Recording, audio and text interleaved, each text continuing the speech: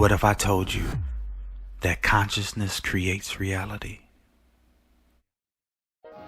The Higher Powers of the Mind by Ralph Waldo Trine. Brilliant book. There are 10 chapters, and each chapter covers a spiritual aspect, like the power of willpower, the power of intuition, the power of your mind and the universal laws, the power of the subconscious. Soak up the information from this book while you're driving to work or driving to school. Listen to it, observe it, and apply this wonderful knowledge into your life. This is Justin. Now every week we post a new audiobook for you, our creators too. So hit the notification bell to catch us every single time to soak up this timeless, wonderful, brilliant knowledge. This is Justin. The Higher Powers of the Mind by Ralph Waldo Trine. Forward. We are all dwellers in two kingdoms, the inner kingdom, the kingdom of the mind and spirit, and the outer kingdom, that of the body and the physical universe about us. In the former, the kingdom of the unseen, lie the silent, subtle forces that are continually determining, and with exact precision, the conditions of the latter. To strike the right balance in life is one of the supreme essentials of all successful living. We must work, for we must have bread. We require other things than bread. They are not only valuable, comfortable, but necessary. It is a dumb, stolid being, however, who does not realize that life consists of more than these. They spell mere existence, not abundance, fullness of life. We can become so absorbed in making a living that we have no time for living. To be capable and efficient in one's work is a splendid thing. But efficiency can be made a great mechanical device that robs life of far more than it returns it. A nation can become so possessed and even obsessed with the idea of power and grandeur through efficiency and organization that it becomes a great machine and robs its people of the finer fruits of life that spring from a wisely subordinated and coordinated individuality. Here again, it is the wise balance that determines all. Our prevailing thoughts and emotions determine, and with absolute accuracy, the prevailing conditions of our outward material life, and likewise the prevailing conditions of our bodily life. Would we have any conditions different in the latter, we must then make the necessary changes in the former. The silent, subtle forces of mind and spirit, ceaselessly at work, are continually molding these outward and these bodily conditions.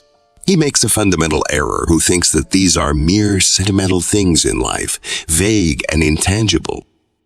They are, as great numbers are now realizing, the great and elemental things in life, the only things that in the end really count.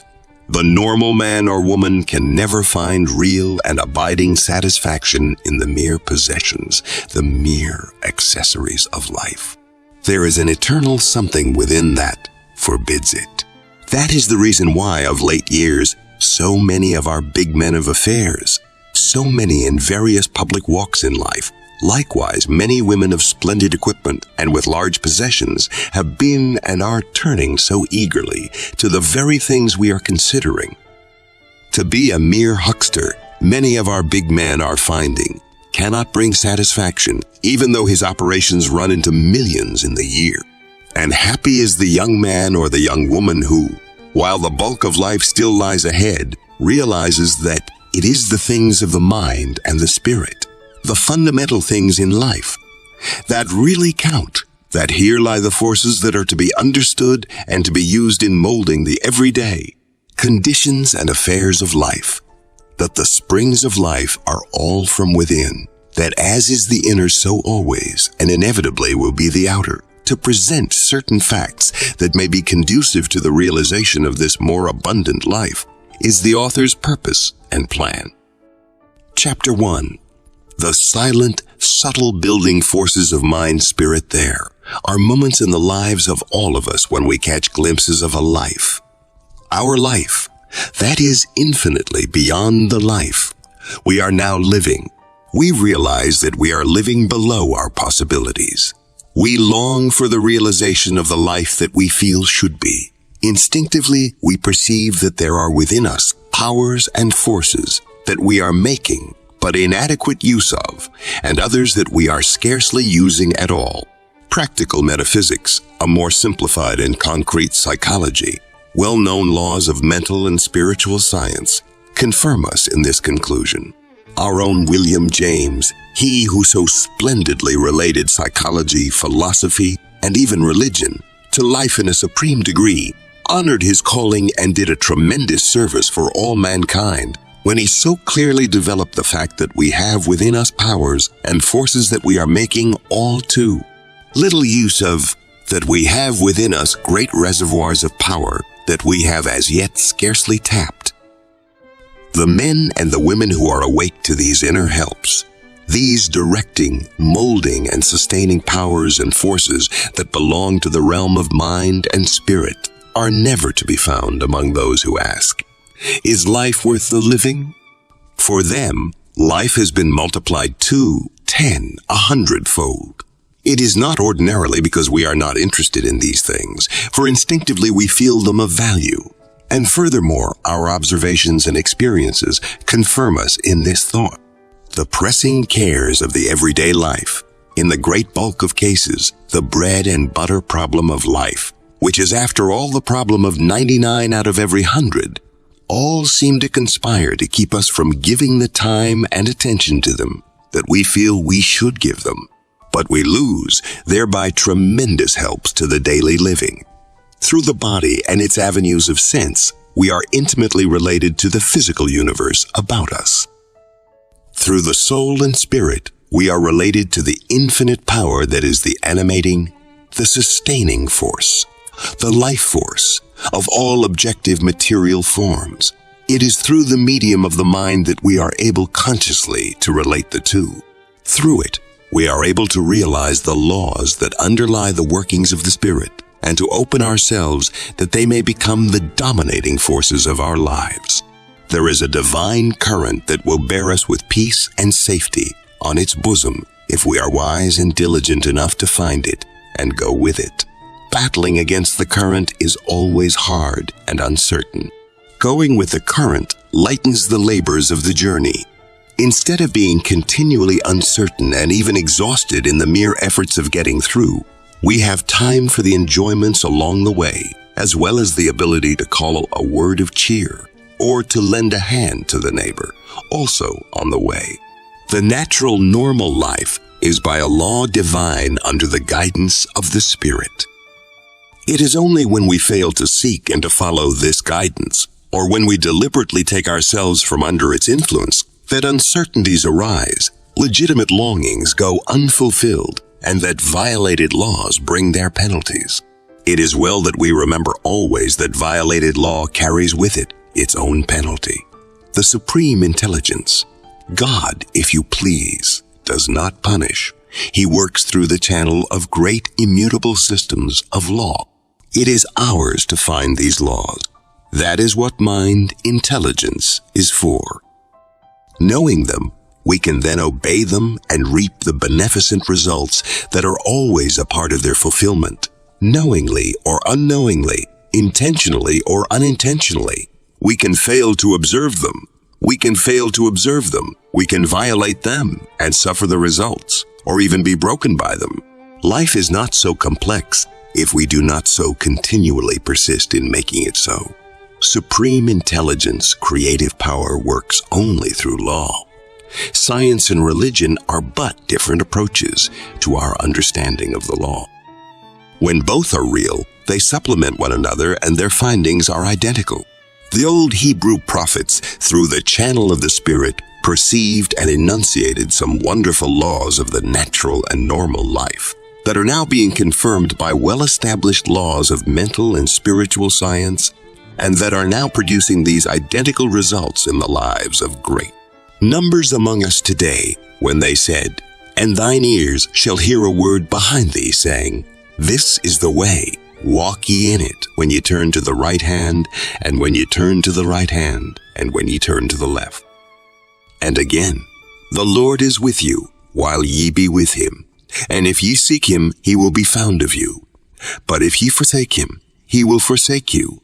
Thou wilt keep him in perfect peace, whose mind is stayed on thee, because he trusteth in thee. The Lord in the midst of thee is mighty. He that dwelleth in the secret place of the Most High shall abide under the shadow of the Almighty. Thou shalt be in league with the stones of the field, and the beasts of the field shall be at peace with thee. Commit thy way unto the Lord. Trust also in him, and he shall bring it to pass. Now these formulations all mean something of a very definite nature, or they mean nothing at all. If they are actual expressions of fact, they are governed by certain definite and immutable laws. These men gave us, however, no knowledge of the laws underlying the workings of these inner forces and powers. They perhaps had no such knowledge themselves. They were intuitive perceptions of truth on their part. The scientific spirit of this, our age, was entirely unknown to them. The growth of the race in the meantime, the development of the scientific spirit in the pursuit and the finding of truth, makes us infinitely beyond them in some things, while in others they were far ahead of us. But this fact remains, and this is the important fact. If these things were actual facts in the lives of these early Hebrew prophets, they are then actual facts in our lives right now, today. Or if not actual facts, then they are facts that still lie in the realm of the potential, only waiting to be brought into the realm of the actual. These were not unusual men in the sense that the infinite power, God, if you please, could or did speak to them alone. They are types. They are examples of how any man or any woman, through desire and through will, can open himself or herself to the leadings of divine wisdom and have actualized in his or her life an ever-growing sense of divine power. For truly, God is the same yesterday and today and forever. His laws are unchanging as well as immutable. None of these men taught, then, how to recognize the divine voice within, nor how to become continually growing embodiments of the divine power. They gave us, perhaps, though, all they were able to give. Then came Jesus, the successor of this long line of illustrious Hebrew prophets, with a greater aptitude for the things of the Spirit, the supreme embodiment of divine realization and revelation. With a greater knowledge of truth than they, he did greater things than they. He not only did these works, but he showed how he did them. He not only revealed the way, but so earnestly and so diligently he implored his hearers to follow the way. He makes known the secret of his insight and his power. The words that I speak unto you I speak not of myself, but the Father that dwelleth in me, he doeth the works. Again, I can of my own self do nothing. And he then speaks of his purpose, his aim.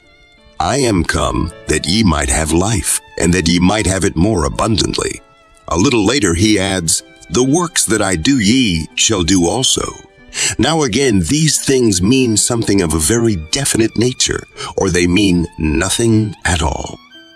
The works done, the results achieved by Jesus' own immediate disciples and followers, and in turn their followers, as well as in the early church for close to 200 years after his time, all attest the truth of his teaching and demonstrate unmistakably the results that follow.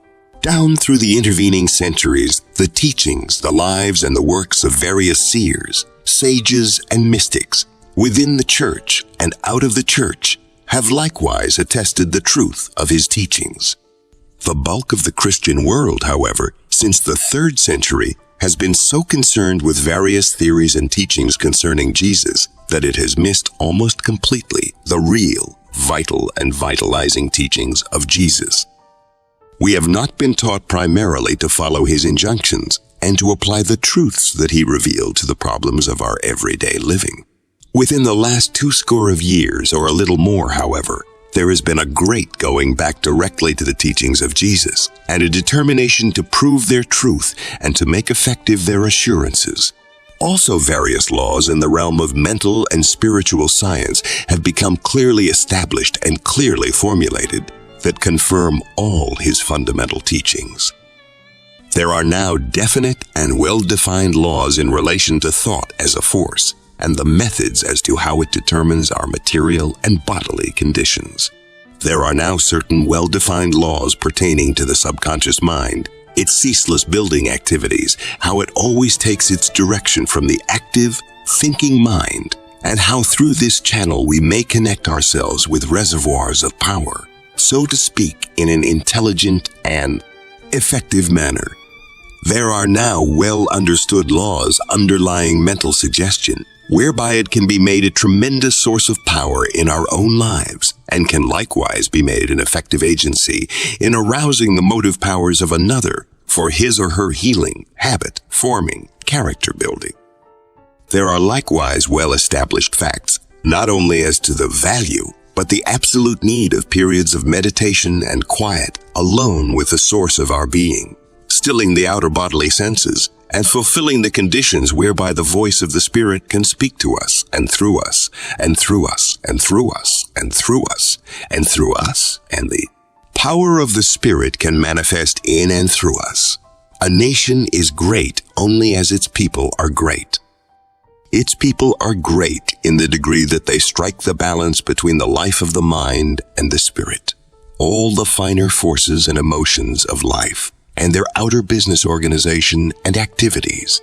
When the latter become excessive, when they grow at the expense of the former, then the inevitable decay sets in that spells the doom of that nation, and its time is told off in exactly the same manner and under the same law as has that of all the other nations before it that sought to it. Reverse the divine order of life. The human soul and its welfare is the highest business that any state can give its attention to. To recognize or to fail to recognize the value of the human soul in other nations determines its real greatness and grandeur, or its self-complacent but essential vacuity. It is possible for a nation, through subtle delusions, to get such an attack of the big head that it bends over backwards, and it is liable, in this exposed position, to get a thrust in its vitals, to be carried too far along the road of efficiency, big business, expansion, world power, domination, at the expense of the great spiritual verities, the fundamental humanities of national life that make for the real life and welfare of its people, and that give also its true and just relations with other nations and their people, is both dangerous and, in the end, suicidal. It can end in nothing but loss and eventual disaster. A silent revolution of thought is taking place in the minds of the people of all nations at this time, and will continue for some years to come. A stock-taking period in which tremendous revaluations are underway is on. It is becoming clear, cut, and decisive. Chapter 2. Soul, Mind, Body. The subconscious mind that interrelates them there is a notable twofold characteristic of this our age. We might almost say, of this our generation. It is on the one hand a tremendously far-reaching interest in the deeper spiritual realities of life, in the things of the mind and the spirit. On the other hand, there is a materialism that is apparent to all, likewise far-reaching. We are witnessing the two moving along, apparently at least side by side. There are those who believe that out of the latter the former is arising, that we are witnessing another great step forward on the part of the human race, a new era or age, so to speak. There are many things that would indicate this to be a fact. The fact that the material alone does not satisfy, and that from the very constitution of the human mind and soul, it cannot satisfy may be a fundamental reason for this. It may be also that, as we are apprehending, to a degree never equaled in the world's history, the finer forces in nature, and are using them in a very practical and useful way in the affairs and the activities of the daily life, we are also, and perhaps in a more pronounced degree, realizing, understanding and using the finer, the higher insights and forces and therefore powers of mind, of spirit, and of body. I think there is a twofold reason for this widespread and rapidly increasing interest. A new psychology, or perhaps it were better to say some new and more fully established laws of psychology pertaining to the realm of the subconscious mind, its nature, and its peculiar activities and powers, has brought us another agency in life of tremendous significance and of far-reaching, practical use. Another reason is that the revelation and the religion of Jesus the Christ is witnessing a new birth, as it were. We are finding at last an entirely new content in his teachings, as well as in his life.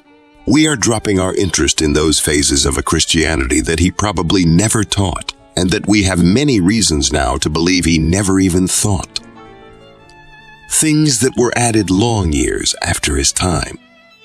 We are conscious, however, as never before, that wonderful revelation, those wonderful teachings, and above all, that wonderful life, have a content that does inspire, lift up, and make more effective, more powerful, more successful, and happier the life of every man and every woman who will accept, who will appropriate, who will live his teachings. Look at it however we will. This it is that accounts for the vast number of earnest, thoughtful, forward-looking men and women who are passing over, and in many cases are passing from, traditional Christianity, and who either of their own initiative or under other leadership are going back to those simple, direct, God-impelling teachings of the great Master. They are finding salvation in his teachings and his example where they never could find it in various phases of the traditional teachings about him. It is interesting to realize, and it seems almost strange, that this new finding in psychology and that this new and vital content in Christianity have come about at almost identically the same time. Yet it is not strange, for the one but serves to demonstrate in a concrete and understandable manner the fundamental and essential principles of the other. Many of the Master's teachings of the inner life, teachings of the kingdom, given so far ahead of his time that the people in general, and in many instances even his disciples, were incapable of fully comprehending and understanding them, are now being confirmed and further elucidated by clearly defined laws of psychology. Speculation and belief are giving way to a greater knowledge of law. The supernatural recedes into the background as we delve deeper into the supernormal. The unusual loses its miraculous element as we gain knowledge of the law, whereby the thing is done. We are realizing that no miracle has ever been performed in the world's history that was not through the understanding and the use of law. Jesus did unusual things, but he did them because of his unusual understanding of the law through which they could be done. He would not have us believe otherwise. To do so would be a distinct contradiction of the whole tenor of his teachings and his injunctions. Ye shall know the truth, and the truth shall make you free, was his own admonition. It was the great and passionate longing of his master heart that the people to whom he came grasped the interior meanings of his teachings. How many times he felt the necessity of rebuking even his disciples for dragging his teachings down through their material interpretation. As some of the very truths that he taught are now corroborated and more fully understood, and in some cases amplified by well-established laws of psychology, mystery recedes into the background. We are reconstructing a more natural, a more sane, a more common sense portrait of the Master. It is the Spirit that quickeneth, said he. The flesh profiteth nothing. The words that I speak unto you, they are spirit, and they are life. Shall we recall again in this connection? I am come that ye might have life, and that ye might have it more abundantly. When, therefore, we take him at his word, and listen intently to his words, and not so much to the words of others about him. When we place our emphasis upon the fundamental spiritual truths that he revealed and that he pleaded so earnestly to be taken in the simple, direct way in which he taught, then we are finding that the religion of the Christ means a clearer and healthier understanding of life and its problems through a greater knowledge of the elemental forces and laws of life. Ignorance enchains and enslaves. Truth which is but another way of saying clear and definite knowledge of law, the elemental laws of soul, of mind and body, and of the universe about us, brings freedom. Jesus revealed essentially a spiritual philosophy of life. His whole revelation pertained to the essential divinity of the human soul and the great gains that would follow the realization of this fact. His whole teaching revolved continually around his own expression, used again and again, the kingdom of God, or the kingdom of God, or the kingdom of heaven, and which he so distinctly stated was an inner state, or consciousness, or realization. Something not to be found outside of oneself, but to be found only within. We make a great error to regard man as merely a duality, mind and body. Man is a trinity, soul, mind, and body, each with its own functions, and it is the right coordinating of these that makes the truly efficient and eventually the perfect life. Anything less is always one-sided, and we may say continually out of gear. It is essential to a correct understanding, and therefore, for any adequate use of the potential powers and forces of the inner life, to realize this. It is the physical body that relates us to the physical universe about us, that in which we find ourselves in this present form of existence. But the body, wondrous as it is in its functions and its mechanism, is not the life. It has no life and no power in itself. It is of the earth, earthy.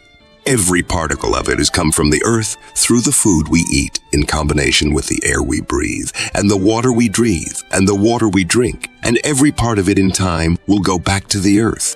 It is the house we inhabit while here. We can make it a hovel or a mansion. We can make it even a pigsty or a temple according as the soul, the real self, chooses to function through it. We should make it servant, but through ignorance of the real powers within, we can permit it to become master. Know ye not, said the great apostle to the Gentiles, that your body is the temple of the Holy Ghost, which is in you, which ye have of God, and ye are not your own. The soul is the self, the soul made in the image of eternal divine life, which, as Jesus said, is spirit. The essential reality of the soul is spirit. Spirit, being, is one and indivisible, manifesting itself, however, in individual forms in existence. Divine being and the human soul are therefore in essence the same in quality. Their difference, which, however, is very great, though less in some cases than in others, is a difference in degree. Divine being is the cosmic force, the essential essence, the life therefore of all there is in existence. The soul is individual, personal existence. The soul, while in this form of existence manifests, functions through the channel of a material body. It is the mind that relates the two. It is through the medium of the mind that the two must be coordinated. The soul, the self, while in this form of existence, must have a body through which to function. The body, on the other hand, to reach and to maintain its highest state, must be continually infused with the life force of the soul. The life force of the soul is spirit.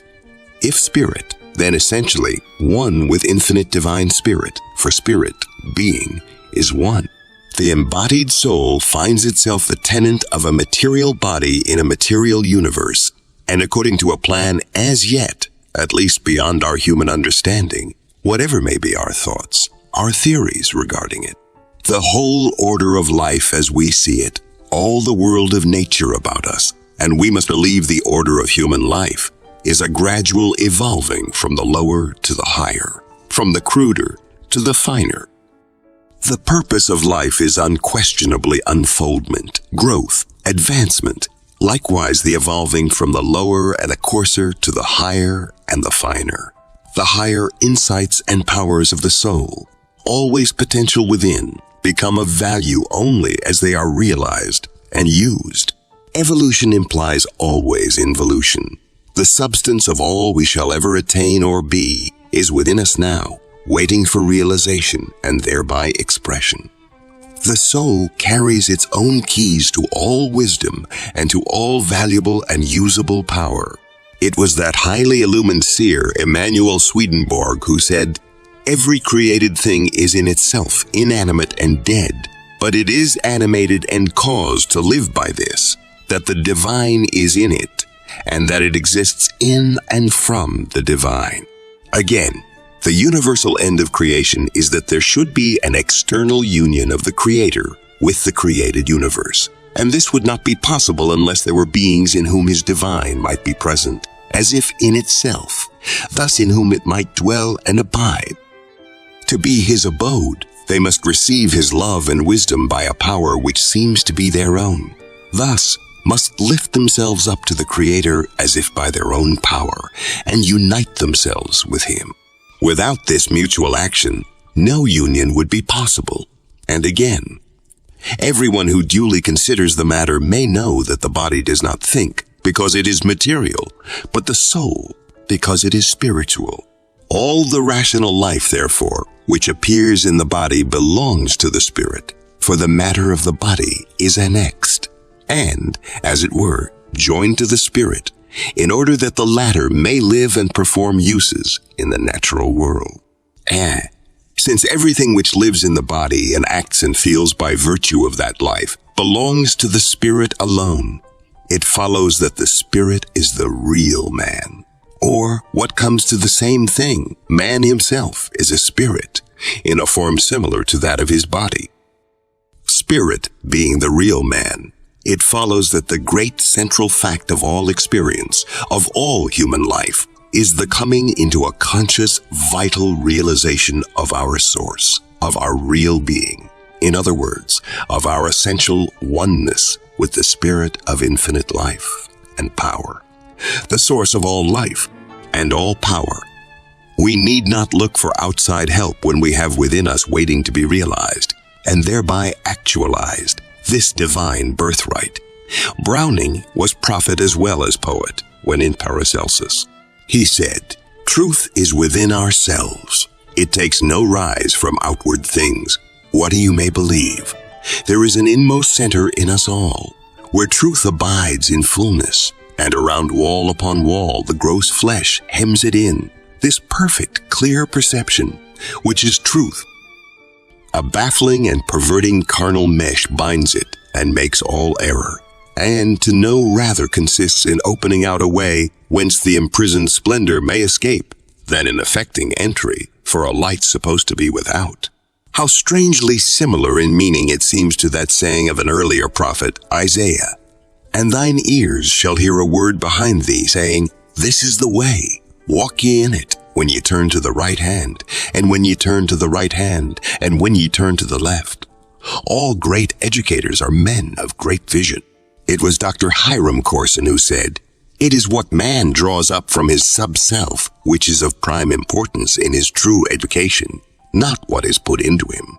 It is the occasional uprising of our sub-selves that causes us, at times, to feel that we are greater than we know." A new psychology, spiritual science, a more common-sense interpretation of the great revelation of the Christ of Nazareth, all combine to enable us to make this occasional uprising our natural and normal state. No man has probably influenced the educational thought and practice of the entire world more than Friedrich Froebel. In that great book of his, The Education of Man, he bases his entire system upon the following, which constitutes the opening of its first chapter. "In all things there lives and reigns an eternal law. This all-controlling law is necessarily based on an all-pervading, energetic, living, self-conscious, and hence eternal unity, God. All things have come from the divine unity, from God, and have their origin in the divine unity, in God alone. God is the sole source of all things. All things live and have their being in and through the divine unity, in and through God. All things are only through the divine effluence that lives in them. The divine effluence that lives in each thing is the essence of each thing. It is the destiny and life work of all things to unfold their essence, hence their divine being, and therefore the divine unity itself. to reveal God in their external and transient being. It is the special destiny and life work of man as an intelligent and rational being to become fully, vividly conscious of this essence of the divine effluence in him and therefore of God.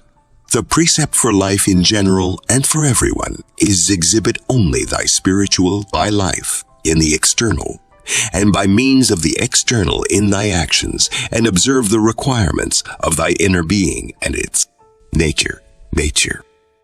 Here is not only an undying basis for all real education, but also the basis of all true religion, as well as the basis of all ideal philosophy. Yes, there could be no evolution unless the essence of all to be evolved, unfolded, were already involved in the human soul. To follow the higher leadings of the soul, which is so constituted that it is the inlet, and as a consequence the outlet of divine spirit, creative energy, the real source of all wisdom and power, to project its leadings into every phase of material activity and endeavor, constitutes the ideal. Life. It was Emerson who said, "Every soul is not only the inlet, but may become the outlet of all there is in God."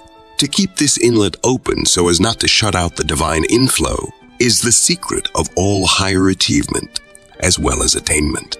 There is a wood, separated by a single open field from my house. In it, halfway down a little hillside, there was some years ago a spring. It was at one time walled up with rather large loose stone, some 3 feet across at the top. In following a vaguely defined trail through the wood one day in the early spring, a trail at one time evidently considerably used, it led me to this spot. I looked at the stone enclosure, partly moss-grown. I wondered why, although the ground was wet around it, there was no water in or running from what had evidently been, at one time, a well-used spring. A few days later, when the early summer work was better underway, I took an implement or two over, and half scratching, half digging inside the little wall, I found layer after layer of dead leaves and sediment, dead leaves and sediment, dead leaves and sediment. Presently, water became evident, and a little later, it began to rise within the wall. In a short time, there was nearly 3 feet of water. It was cloudy. No bottom could be seen. I sat down and waited for it to settle. Presently, I discerned a ledge bottom, and the side against the hill was also ledge. On this side, close to the bottom, I caught that peculiar movement of little particles of silvery sand, and looking more closely, I could see a cleft in the rock where the water came gushing and bubbling in. Soon, the entire spring became clear as crystal, and the water, finding evidently its old outlet, made its way down the little hillside. I was soon able to trace and to uncover its course as it made its way to the level place below. As the summer went on, I found myself going to the spot again and again. Flowers that I found in no other part of the wood before the autumn came were blooming along the little watercourse. Birds in abundance came to drink and to bathe. Several times I have found the half-tamed deer there. Twice we were but 30 to 40 paces apart. They have watched my approach, and as I stopped have gone on with their drinking, evidently unafraid, as if it were likewise their possession. And so it is. After spending a most valuable hour or two in the quiet there one afternoon, I could not help but wonder as I walked home whether perchance the spring may not be actually happy in being able to resume its life, to fulfill, so to speak, its destiny, happy also in the service it renders, flowers, and the living wild things, happy in the service it renders even me. I am doubly happy and 100 times repaid in the little help I gave it. It needed help to enable it effectively to keep connection with its source. As it became gradually shut off from this, it weakened, became then stagnant, and finally it ceased its active life. Containing a fundamental truth deeper perhaps than we realize are these words of that gifted seer, Emanuel Swedenborg. There is only one fountain of life, and the life of man is a stream therefrom, which, if it were not continually replenished from its source, would instantly cease to flow. And likewise these, Those who think in the light of interior reason can see that all things are connected by intermediate links with the first cause, and that whatever is not maintained in that connection must cease to exist. There is a mystic force that transcends any powers of the intellect or of the body that becomes manifest and operative in the life of man when this God, consciousness, becomes awakened and permeates his entire being. Failure to realize and to keep in constant communion with our source is what causes fears, forebodings, worry, inharmony, conflict that downs us many times in mind, in spirit, in body. Failure to follow that light that lighteth every man that cometh into the world. Failure to hear and to heed that voice of the soul that speaks continually clearer as we accustom ourselves to listen to and to heed it. Failure to follow those intuitions with which the soul, every soul, is endowed, and that lead us aright, and that become clearer in their leadings as we follow them. It is this guidance and this sustaining power that all great souls fall back upon in times of great crises. This single stanza by Edwin Markham voices the poet's inspiration. At the heart of the cyclone tearing the sky and flinging the clouds and the towers by is a place of central calm. So here in the roar of mortal things I have a place where my spirit sings, in the hollow of God's palm. That the divine life and energy actually lives in us was the philosopher Fichte's reply to the proposition, the profoundest knowledge that man can attain. And speaking of the man to whom this becomes a real, vital, conscious realization, he said, his whole existence flows forth softly and gently from his inward being and issues out into reality without difficulty or hindrance. There are certain faculties that we have that are not a part of the active thinking mind. They seem to be no part of what we might term our conscious intelligence. They transcend any possible activities of our regular mental processes, and they are in some ways independent of them. Through some avenue, suggestions, intuitions of truth, intuitions of occurrences of which through the thinking mind we could know nothing, are at times borne in upon us. They flash into our consciousness, as we say, quite independent of any mental action on our part, and sometimes, when we are thinking of something quite foreign to that which comes to, that which impresses us. This seems to indicate a source of knowledge, a faculty that is distinct from, but that acts in various ways in conjunction with, the active thinking mind. It performs likewise certain very definite and distinct functions in connection with the body. It is this that is called the subconscious mind. By some, the superconscious or the supernormal mind, by others, the subliminal self. Just what the subconscious mind is no man knows. It is easier to define its functions and to describe its activities than it is to state in exact terms what it is. It is similar in this respect to the physical force. If it be a physical force, electricity, it is only of late years that we know anything of electricity at all. Today we know a great deal of its nature and the laws of its action. No man living can tell exactly what electricity is. We are nevertheless making wonderful practical applications of it. We are learning more about it continually. Someday we may know what it actually is. The fact that the subconscious mind seems to function in a realm apart from anything that has to do with our conscious mental processes, and also that it has some definite functions as both directing and building functions to perform in connection with the body, and that it is at the same time subject to suggestion and direction from the active thinking mind, would indicate that it may be the true connecting link, the medium of exchange between the soul and the body, the connector of the spiritual and the material, so far as man is concerned. Chapter 3. The way mind through the subconscious mind builds body. When one says that he numbers among his acquaintances some who are as old at 60 as some others are at 80, he but gives expression to a fact that has become the common possession of many. I have known those who at 55 and 60 were to all intents and purposes really older, more decrepit and rapidly growing, still more decrepit, both in mind and body, then many another at 70 and 75 and even at 80.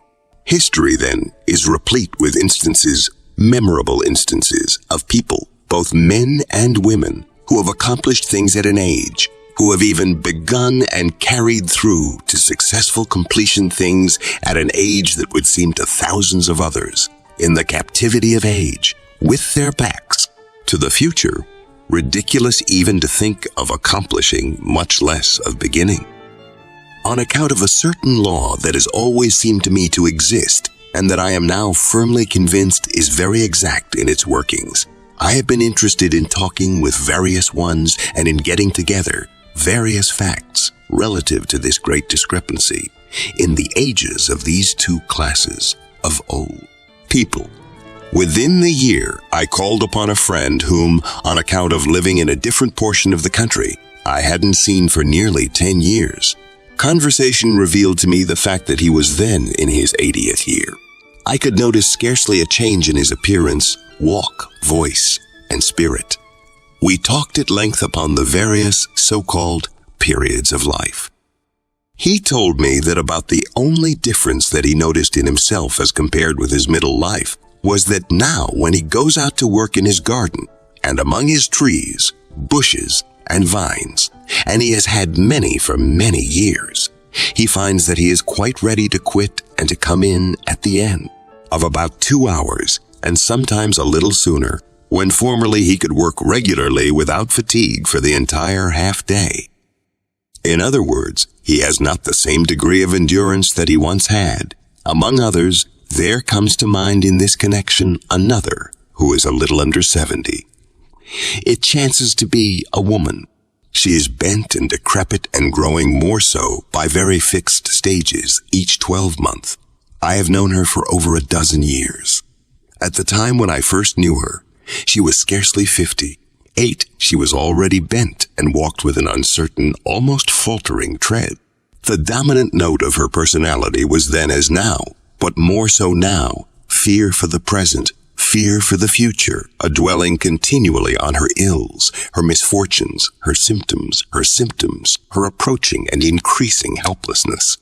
Such cases I have observed again and again. So have all who are at all interested in life and in its forces and its problems. What is the cause of this almost worldwide difference in these two lives? In this case, it is as clear as day, the mental characteristics and the mental habits of each. In the first case, here was one who early got a little philosophy into his life, and then more as the years passed. He early realized that in himself his good or his ill fortune lay, that the mental attitude we take toward anything determines to a great extent our power in connection with it, as well as its effects upon us. He grew to love his work, and he did it daily, but never under high pressure. He was therefore benefited by it. His face was always to the future, even as it is today. This he made one of the fundamental rules of his life. He was helped in this, he told me in substance, by an early faith which with the passing of the years has ripened with him into a demonstrable conviction that there is a spirit of infinite life back of all, working in love in and through the lives of all, and that in the degree that we realize it as the one supreme source of our lives, and when through desire and will, which is through the channel of our thoughts, we open our lives so that this higher power can work definitely in and through us, and then go about and do our daily work without fears or forebodings, the passing of the years sees only the highest good entering into our lives. In the case of the other one whom we have mentioned, a repetition seems scarcely necessary. Suffice it to say that the common expression on the part of those who know her, I have heard it numbers of times, is, what a blessing it will be to herself and to others when she has gone. A very general rule with but few exceptions can be laid down as follows. The body ordinarily looks as old as the mind thinks and feels. Shakespeare anticipated by many years the best psychology of the times when he said, "It is the mind that makes the body rich." It seems to me that our great problem, or rather our chief concern, should not be so much how to stay young in the sense of possessing all the attributes of youth, for the passing of the years, but how to pass gracefully and even magnificently, and even magnificently, and even magnificently, and with undiminished vigor from youth to middle age, and then how to carry that middle age into approaching old age, with a great deal more of the vigor and the outlook of middle life than we ordinarily do. The mental as well as the physical helps that are now in the possession of this, our generation, are capable of working a revolution in the lives of many who are or who may become sufficiently awake to them, so that with them there will not be that, shall we say, immature passing from middle life into a broken, purposeless, decrepit, and sunless, and one might almost say, soulless old age. It seems too bad that so many among us, just at the time that they have become of most use to themselves, their families, and to the world, should suddenly halt and then continue in broken health, and in so many cases lie down and die. Increasing numbers of thinking people the world over are now, as never before, finding that this is not necessary, that something is at fault, that fault is in ourselves. If so, then reversely, the remedy lies in ourselves, in our own hands, so to speak. In order to actualize and to live this better type of life, we have got to live better from both sides, both the mental and the physical. This with all due respect to Shakespeare and to all modern mental scientists. The body itself, what we term the physical body, whatever may be the facts regarding a finer spiritual body within it all the time giving form to and animating and directing all its movements, is of material origin and derives its sustenance from the food we take, from the air we breathe, from the air we breathe, from the air we breathe, water we drink. In this sense, it is from the earth, and when we are through with it, it will go back to the earth. The body, however, is not the life. It is merely the material agency that enables the life to manifest in a material universe for a certain, though not necessarily a given period of time. It is the life, or the soul, or the personality that uses, and that in using shapes and molds, the body, and that also determines its strength, or its weakness. When this is separated from the body at once becomes a cold, inert mass, commencing immediately to decompose into the constituent material elements that composed it, literally going back to the earth and the elements whence it came. It is through the instrumentality or the agency of thought that the life, the self, uses and manifests through the body. Again, while it is true that the food that is taken and assimilated nourishes, sustains, and builds the body, it is also true that the condition and the operation of the mind, through the avenue of thought, determines into what shape or form the body is so built. So in this sense, it is true that mind builds body. It is the agency, the force that determines the shaping of the material elements. Here is a wall being built. Bricks are the material used in its construction. We do not say that the bricks are building the wall. We say that the mason is building it. As is the case, he is using the material that is supplied him, in this case, bricks, giving form and structure in a definite, methodical manner. Again, back of the mason is his mind, acting through the channel of his thought, that is directing his hands and all his movements. Without this guiding, directing force, no wall could take shape, even if millions of bricks were delivered upon the scene. So it is with the body. We take the food, the water, we breathe the air. But this is all and always acted upon by a higher force. Thus it is that mind builds body. The same as in every department of our being, it is the great builder.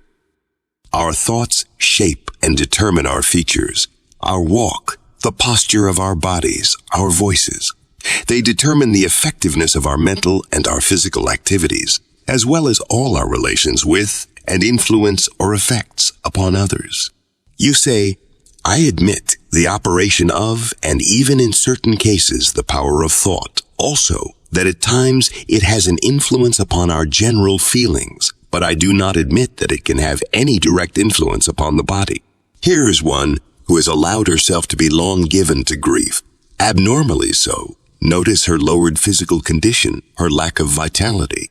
The New York papers within the past 12 months recorded the case of a young lady in New Jersey who, from constant grieving over the death of her mother, fell dead within a week. A man is handed a telegram. He is eating and enjoying his dinner.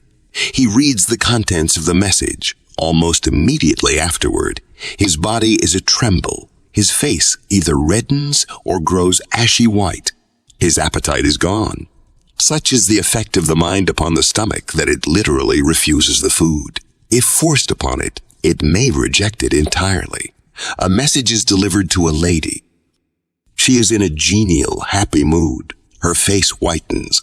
She trembles, and her body falls to the ground in a faint, temporarily helpless, apparently lifeless. Such are the intimate relations between the mind and the body. Raise a cry of fire in a crowded theater. It may be a false alarm. There are among the audience those who become seemingly palsied, powerless to move. It is the state of the mind, and within several seconds, that has determined the state of these bodies. Such are examples of the wonderfully quick influence of the mind on the body. Great stress or anxiety or fear may in 2 weeks or even in 2 days' time so work its ravages that the person looks 10 years or even 20 years or even 20 years older. A person has been long given to worry, or perhaps to worry in extreme form, though not so long. A well-defined case of indigestion and general stomach trouble with a generally lowered and sluggish vitality has become pronounced and fixed. Any type of thought that prevails in our mental lives will in time produce its correspondences in our physical lives. As we understand better these laws of correspondences, we will be more careful as to the types of thoughts and emotions we consciously or unwittingly entertain and live with. The great bulk of all diseases we will find, as we are continually finding more and more, are in the mind before being in the body, or are generated in the body through certain states and conditions of mind. The present state and condition of the body have been produced primarily by the thoughts that have been taken by the conscious mind into the subconscious that is so intimately related to, and that directs all the subconscious and involuntary functions of the body. Says one, it may be true that the mind has had certain effects upon the body, but to be able consciously to affect the body through the mind is impossible and even unthinkable, for the body is a solid, fixed material form. We must get over the idea, as we quickly will, if we study into the matter, that the body, in fact anything that we call material and solid, is really solid, even in the case of a piece of material as solid. As a bar of steel, the atoms forming the molecules are in continual action, each in conjunction with its neighbor. In the last analysis, the body is composed of cells, cells of bone, vital organ, flesh, sinew. In the body, the cells are continually changing, forming and reforming. Death would quickly take place were this not true. Nature is giving us a new body practically every year. There are very few elements, cells, in the body of today that were there a year ago. The rapidity with which a cut or wound on the body is replaced by healthy tissue, the rapidity with which it heals, is an illustration of this. One touches himself in shaving. In a week, sometimes in less than a week, if the blood and the cell structure be particularly healthy, there is no trace of the cut. The formation of new cell tissue has completely repaired it. Through the formation of new cell structure, the life force within, acting through the blood, is able to rebuild and repair, if not too much interfered with, very rapidly. The reason, we may say almost the sole reason, that surgery has made such great advances during the past few years, so much greater correspondingly than medicine, is on account of a knowledge of, and the use of, anti-use of, and the use of antiseptics, keeping the wound clean and entirely free from all extraneous matter. So then, the greater portion of the body is really new, therefore young, in that it is almost entirely this year's growth. Newness of form is continually being produced in the body by virtue of this process of perpetual renewal that is continually going on, and the new cells and tissues are just as new as is the new leaf that comes forth in the springtime to take the place of and to perform the same functions as the one that was thrown off by the tree last autumn. The skin renews itself through the casting off of used cells, those that have already performed their functions, most rapidly, taking but a few weeks. The muscles, the vital organs, the entire arterial system, the brain and the nervous system all take longer, but all are practically renewed within a year, some in much less time. Then comes the bony structure, taking the longest, varying, we're told, from 7 and 8 months to a year, in unusual cases, 14 months and longer. It is then, through this process of cell formation, that the physical body has been built up, and through the same process that it is continually renewing itself. It is not, therefore, at any time or at any age, a solid fixed mass or material, but a structure in a continually changing fluid form.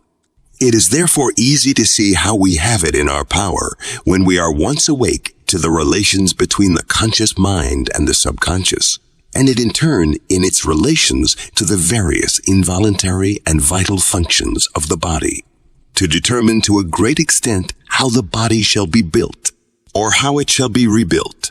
Mentally to live in any state or attitude of mind is to take that state or condition into the subconscious. The subconscious mind does and always will produce in the body after its own kind. It is through this law that we externalize and become in body what we live in our minds. If we have predominating visions of and harbor thoughts of old age and weakness, this state, with all its attendant circumstances, will become externalized in our bodies far more quickly than if we entertain thoughts and visions of a different type. Said Archdeacon Wilberforce in a notable address in Westminster Abbey some time ago, the recent researches of scientific men, endorsed by experiments in the Salpêtrière in Paris, have drawn attention to the intensely creative power of suggestions made by the conscious mind to the subconscious. Mind. Chapter 4. The powerful aid of the mind in rebuilding body. How body helps mind the body looks, someone has said, as old as the mind feels. By virtue of a great mental law, and at the same time, chemical law, we are well within the realm of truth when we say, the body ordinarily is as old as the mind feels. Every living organism is continually going through two processes. It is continually dying and continually being renewed through the operation and the power of the life force within it. In the human body, it is through the instrumentality of the cell that this process is going on. The cell is the ultimate constituent in the formation and in the life of tissue, fiber, tendon, bone, muscle, brain, nerve system, vital organ. It is the instrumentality that nature, as we say, uses to do her work. The cell is formed. It does its work. It serves its purpose and dies, and all the while new cells are being formed to take its place. This process of new cell formation is going on in the body of each of us much more rapidly and uniformly than we think. Science has demonstrated the fact that there are very few cells in the body today that were there 12 months ago. The form of the body remains practically the same, but its constituent elements are in a constant state of change. The body, therefore, is continually changing. It is never in a fixed state in the sense of being a solid, but is always in a changing, fluid state. It is being continually remade. It is the life, or the life force within, acting under the direction and guidance of the subconscious or subjective mind, that is the agency through which this continually new cell formation process is going on. The subconscious mind is, nevertheless, always subject to suggestions and impressions that are conveyed to it by the conscious or sense mind. And here lies the great fact, the one all-important fact for us so far as desirable or undesirable, so far as healthy or unhealthy, so far as normal or aging bodybuilding is concerned, that we have it in our power to determine our physical and bodily conditions to a far greater extent than we do is an undeniable fact. That we have it in our power to determine and to dictate the conditions of old age, to a marvelous degree, is also an undeniable fact if we are sufficiently keen and sufficiently awake to begin early enough. If any arbitrary divisions of the various periods of life were allowable, I should make the enumeration as follows. Youth, barring the period of babyhood, to 45. Middle age, 45 to 60. Approaching age, 60 to 75. Old age, 75 to 95 and 100. That great army of people who age long before their time, that likewise great army of both men and women who along about middle age, say from 45 to 60, break and, as we say, all of a sudden go to pieces, and many die, just at the period when they should be in the prime of life, in the full vigor of manhood and womanhood, and of greatest value to themselves, to their families, and to the world, is something that is contrary to nature, and is one of the pitiable conditions of our time.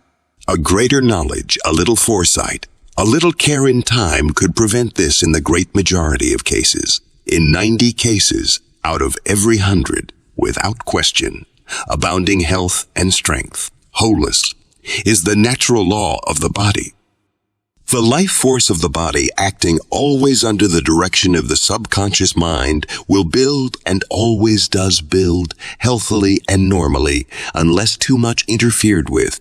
It is this that determines the type of the cell structure that is continually being built into the body from the available portions of the food that we take to give nourishment to the body. It is affected for good or for bad, helped or hindered in its operation by the type of conscious thought that is directed toward it, and that it is always influenced by. Of great suggestive value is the following by an able writer and practitioner. God has managed, and perpetually manages, to insert into our nature a tendency toward health, and against the unnatural condition which we call disease. When our flesh receives a wound, a strange nursing and healing process is immediately commenced to repair the injury. So in all diseases, organic or functional, this mysterious healing power sets itself to work at once to triumph over the morbid condition. Cannot this healing process be greatly accelerated by a voluntary and conscious action of the mind, assisted, if need be, by some other person? I unhesitatingly affirm from experience and observation that it can. By some volitional mental effort and process of thought, this sanative collatus, or healing power, which God has given to our physiological organism, may be greatly quickened and intensified in its action upon the body. Here is the secret philosophy of the cures effected by Jesus Christ. There is a law of the action of mind on the body that is no more an impenetrable mystery than the law of gravitation. It can be understood and acted upon in the cure of disease as well as any other law of nature. If then it be possible through this process to change physical conditions in the body, even after they have taken form and have become fixed, as we say, isn't it possible even more easily to determine the type of cell structure that is grown in the first place? The ablest minds in the world have thought and are thinking that if we could find a way of preventing the hardening of the cells of the system, producing in turn hardened arteries and what is meant by the general term ossification, that the process of aging, growing old, could be greatly retarded, and that the condition of perpetual youth that we seem to catch glimpses of in rare individuals here and there could be made a more common occurrence than we find it today. The cause of ossification is partly mental, partly physical, and in connection with them, both are hereditary influences and conditions that have to be taken into consideration. Shall we look for a moment to the first? The food that is taken into the system, or the available portions of the food, is the building material, but the mind is always the builder. There are, then, two realms of mind, the conscious and the subconscious. Another way of expressing it would be to say that mind functions through two avenues, the avenue of the conscious and the avenue of the subconscious. The conscious is the thinking mind. The subconscious is the doing mind. The conscious is the sense mind. It comes in contact with and is acted upon through the avenue of the five senses. The subconscious is that quiet, finer all, permeating inner mind or force that guides all the inner functions, the life functions of the body, and that watches over and keeps them going, even when we are utterly unconscious in sleep. The conscious suggests and gives directions. The subconscious receives and carries into operation the suggestions that are received. The thoughts, ideas, and even beliefs and emotions of the conscious mind are the seeds that are taken in by the subconscious, and that in this great realm of causation will germinate and produce of their own kind. The chemical activities that go on in the process of cell formation in the body are all under the influence, the domination of this great all, permeating subconscious or subjective realm within us. In that able work, The Laws of Psychic Phenomena, Dr. Thomas J. Hudson lays down this proposition, that the subjective mind is constantly amenable to control by suggestion. It is easy, when we once understand and appreciate this great fact, to see how the body builds, or rather is built, for health and strength, or for disease and weakness, for youth and vigor, or for premature ossification and age. It is easy, then, to see how we can have a hand in brief, can have the controlling hand in, building either the one or the other. It is in the province of the intelligent man or woman to take hold of the wheel, so to speak, and to determine as an intelligent human being should, what condition or conditions shall be given birth and form to, and be externalized in the body. A noted thinker and writer has said, whatever the mind is set upon, or whatever it keeps most in view, that it is bringing to it, and the continual thought or imagining must at last take form and shape in the world of seen and tangible things. And now, to be as concrete as possible, we have these facts. The body's continually changing in that it is continually throwing out and off used cells and continually building new cells to take their places. This process, as well as all the inner functions of the body, is governed and guarded by the subconscious realm of our being. The subconscious can do and does do whatever it is actually directed to do by the conscious thinking mind. We must be careful on what we allow our minds to dwell, said Sir John Lubbock. The soul is dyed by its thoughts. If we believe ourselves subject to weakness, decay, infirmity, when we should be whole, the subconscious mind seizes upon the pattern that is sent it and builds cell structure accordingly. This is one great reason why one who is, as we say, chronically thinking and talking of his ailments and symptoms, who is complaining and fearing, is never well. To see oneself, to believe, and therefore to picture oneself in mind as strong, healthy, active, well, is to furnish a pattern, is to give suggestion, and therefore direction to the subconscious, so that it will build cell tissue, having the stamp and the force of healthy, vital, active life, which, in turn, means abounding health and strength.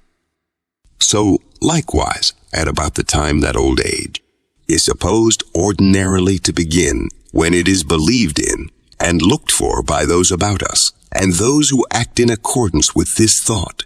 If we fall into this same mental drift, we furnish the subconscious the pattern that it will inevitably build bodily conditions in accordance with. We will then find the ordinarily understood marks and conditions of old age creeping upon us, and we will become subject to their influences in every department of our being.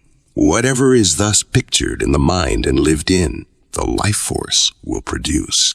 To remain young in mind, in spirit, in feeling, is to remain young in body.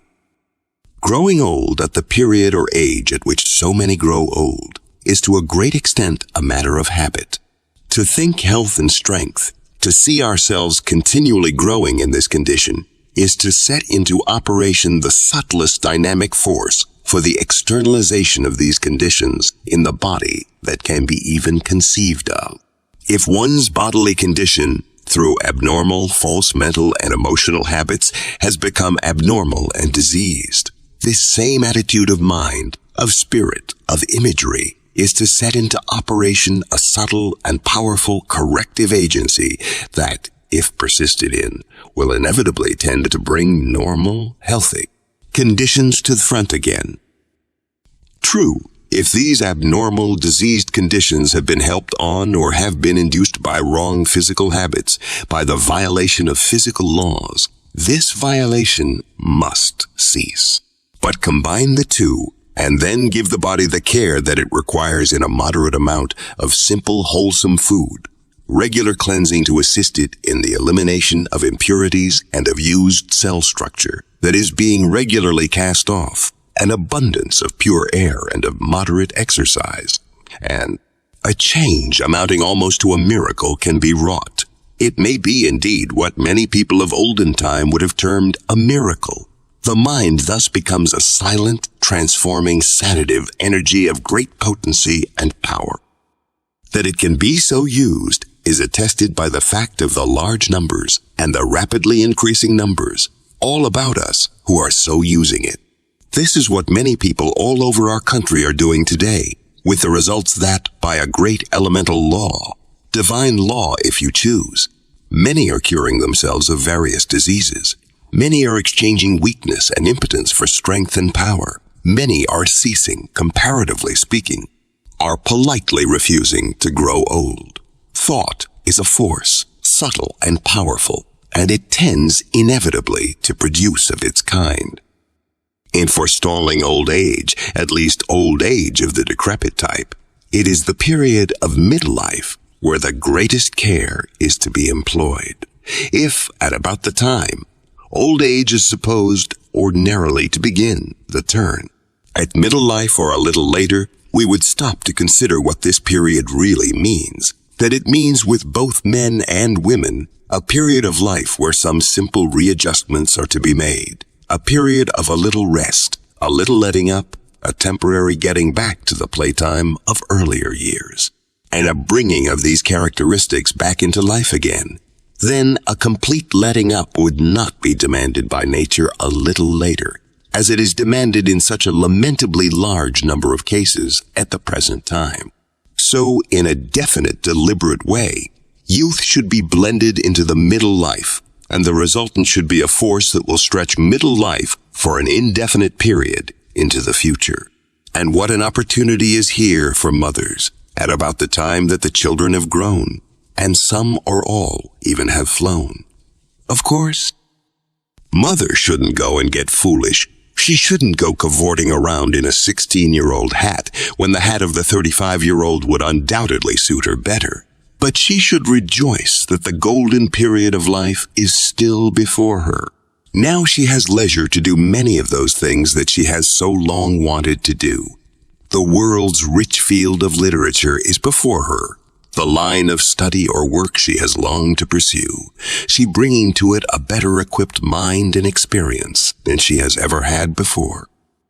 There is also an interest in the life and welfare of her community, in civic public welfare lines that the present and the quick coming time before us along women's enfranchisement lines, along women's common sense equality lines is making her a responsible and full sharer in. And how much more valuable she makes herself, also to her children, as well as to her community, inspiring in them greater confidence, respect, and admiration than if she allows herself to be pushed into the background by her own weak and false thoughts of herself, or by the equally foolish thoughts of her children in that she is now, or is at any time, to become a back number. Life, as long as we are here, should mean continuous unfoldment, advancement, and this is undoubtedly the purpose of life. But age, producing forces and agencies, mean deterioration as opposed to growth and unfoldment. They ossify, weaken, stiffen, deaden, both mentally and physically, For him or her who yearns to stay young, the coming of the years does not mean or bring abandonment of hope or of happiness or of activity. It means comparative vigor combined with continually larger experience, and therefore even more usefulness, and hence pleasure and happiness. Praise also to those who do not allow any one or any number of occurrences in life to sour their nature, rob them of their faith, or cripple their energies for the enjoyment of the fullest in life while here. It's those people who never allow themselves in spirit to be downed, no matter what their individual problems, surroundings, or conditions may be, but who chronically bob up serenely who, after all, are the masters of life and who are likewise the strength givers and the helpers of others. There are multitudes in the world today. There are readers of this volume who could add a dozen or a score of years, teeming, healthy years, to their lives by a process of self-examination, a mental house cleaning, and a reconstructed, positive, commanding type of thought. Tennyson was prophet when he sang, "Cleave then to the sunnier side of doubt, and cling to faith beyond the forms of faith. She reels not in the storm of warring words. She brightens at the clash of yes and no. She sees the best that glimmers through the worst. She feels the sun is hid but for a night. She spies the summer through the winter bud. She tastes the fruit before the blossom falls. She hears the lark within the songless egg. She finds the fountain where they wailed mirage." Chapter 5. Thought as a force in daily living some years ago, an experience was told to me that has been the cause of many interesting observations since. It was related by a man living in one of our noted university towns in the Middle West. He was a well-known lecture manager, having had charge of many lecture tours for John B. Gough, Henry Ward Beecher, and others of like standing. He himself was a man of splendid character, was of a sensitive organism, as we say, and had always taken considerable interest in the powers and forces pertaining to the inner life. As a young man, he had left home, and during a portion of his first year away, he had found employment on a Mississippi steamboat. One day, in going down the river while he was crossing the deck, a sudden stinging sensation seized him in the head, and instantly vivid thoughts of his mother, back at the old home, flashed into his mind. This was followed by a feeling of depression during the remainder of the day. The occurrence was so unusual, and the impression of it was so strong, that he made an account of it in his diary. Some time later, on returning home, he was met in the yard by his mother. She was wearing a thin cap on her head, which he had never seen her wear before, he remarked in regard to it. She raised the cap, and doing so revealed the remains of a long, ugly gash on the side of her head.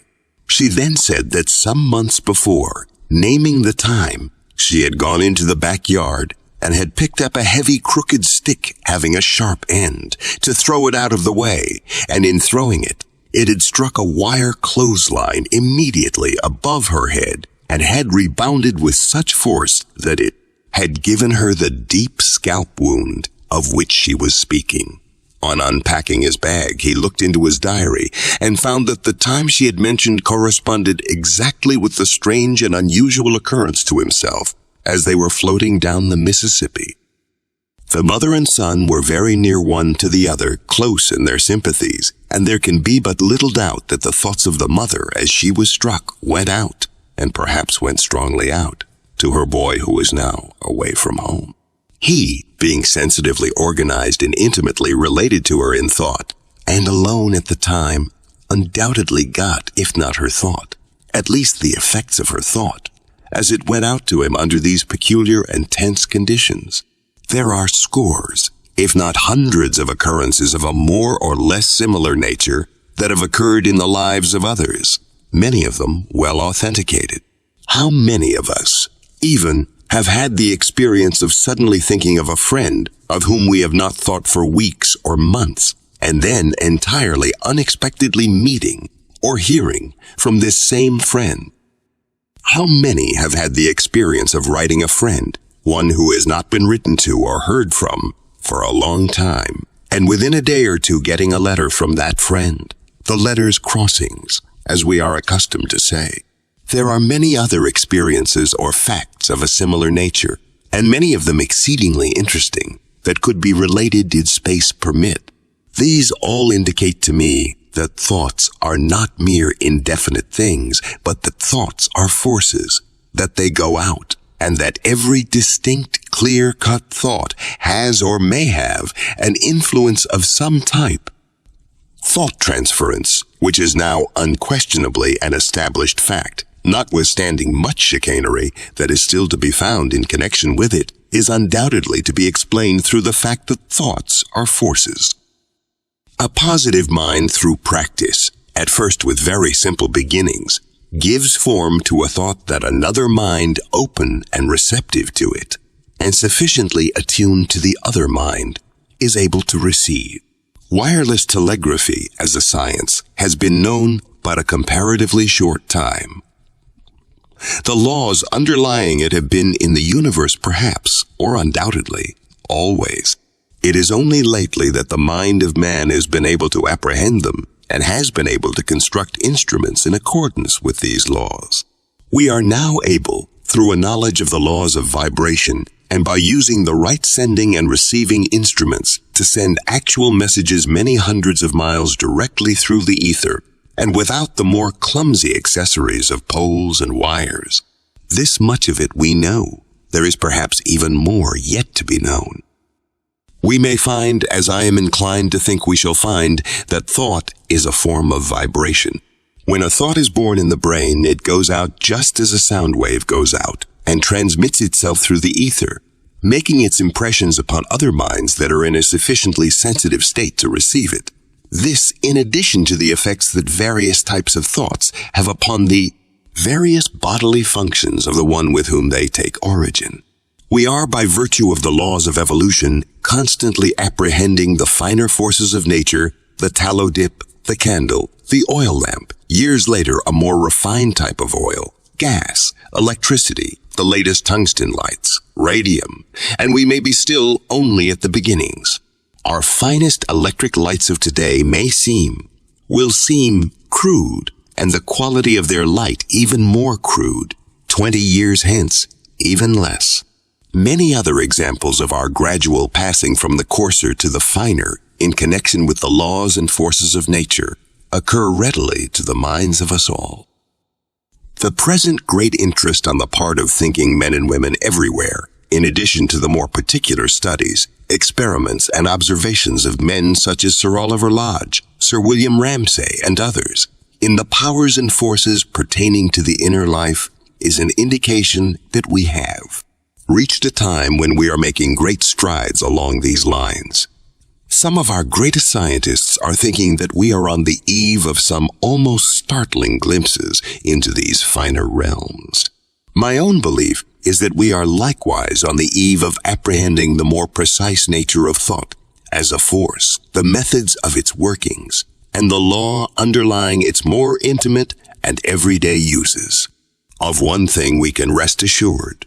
Nothing in the universe, nothing in connection with human life is outside of the realm of law. The elemental law of cause and effect is absolute in its workings.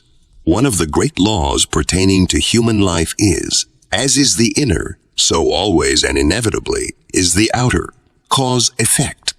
Our thoughts and emotions are the silent, subtle forces that are constantly externalizing themselves in kindred forms in our outward material world. Like creates like, and like attracts like, and like attracts like.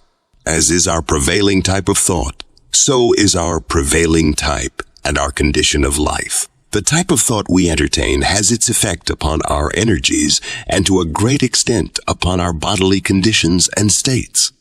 Strong, clear, cut, positive, hopeful thought has a stimulating and life-giving effect upon one's outlook, energies, and activities, and upon all bodily functions and powers.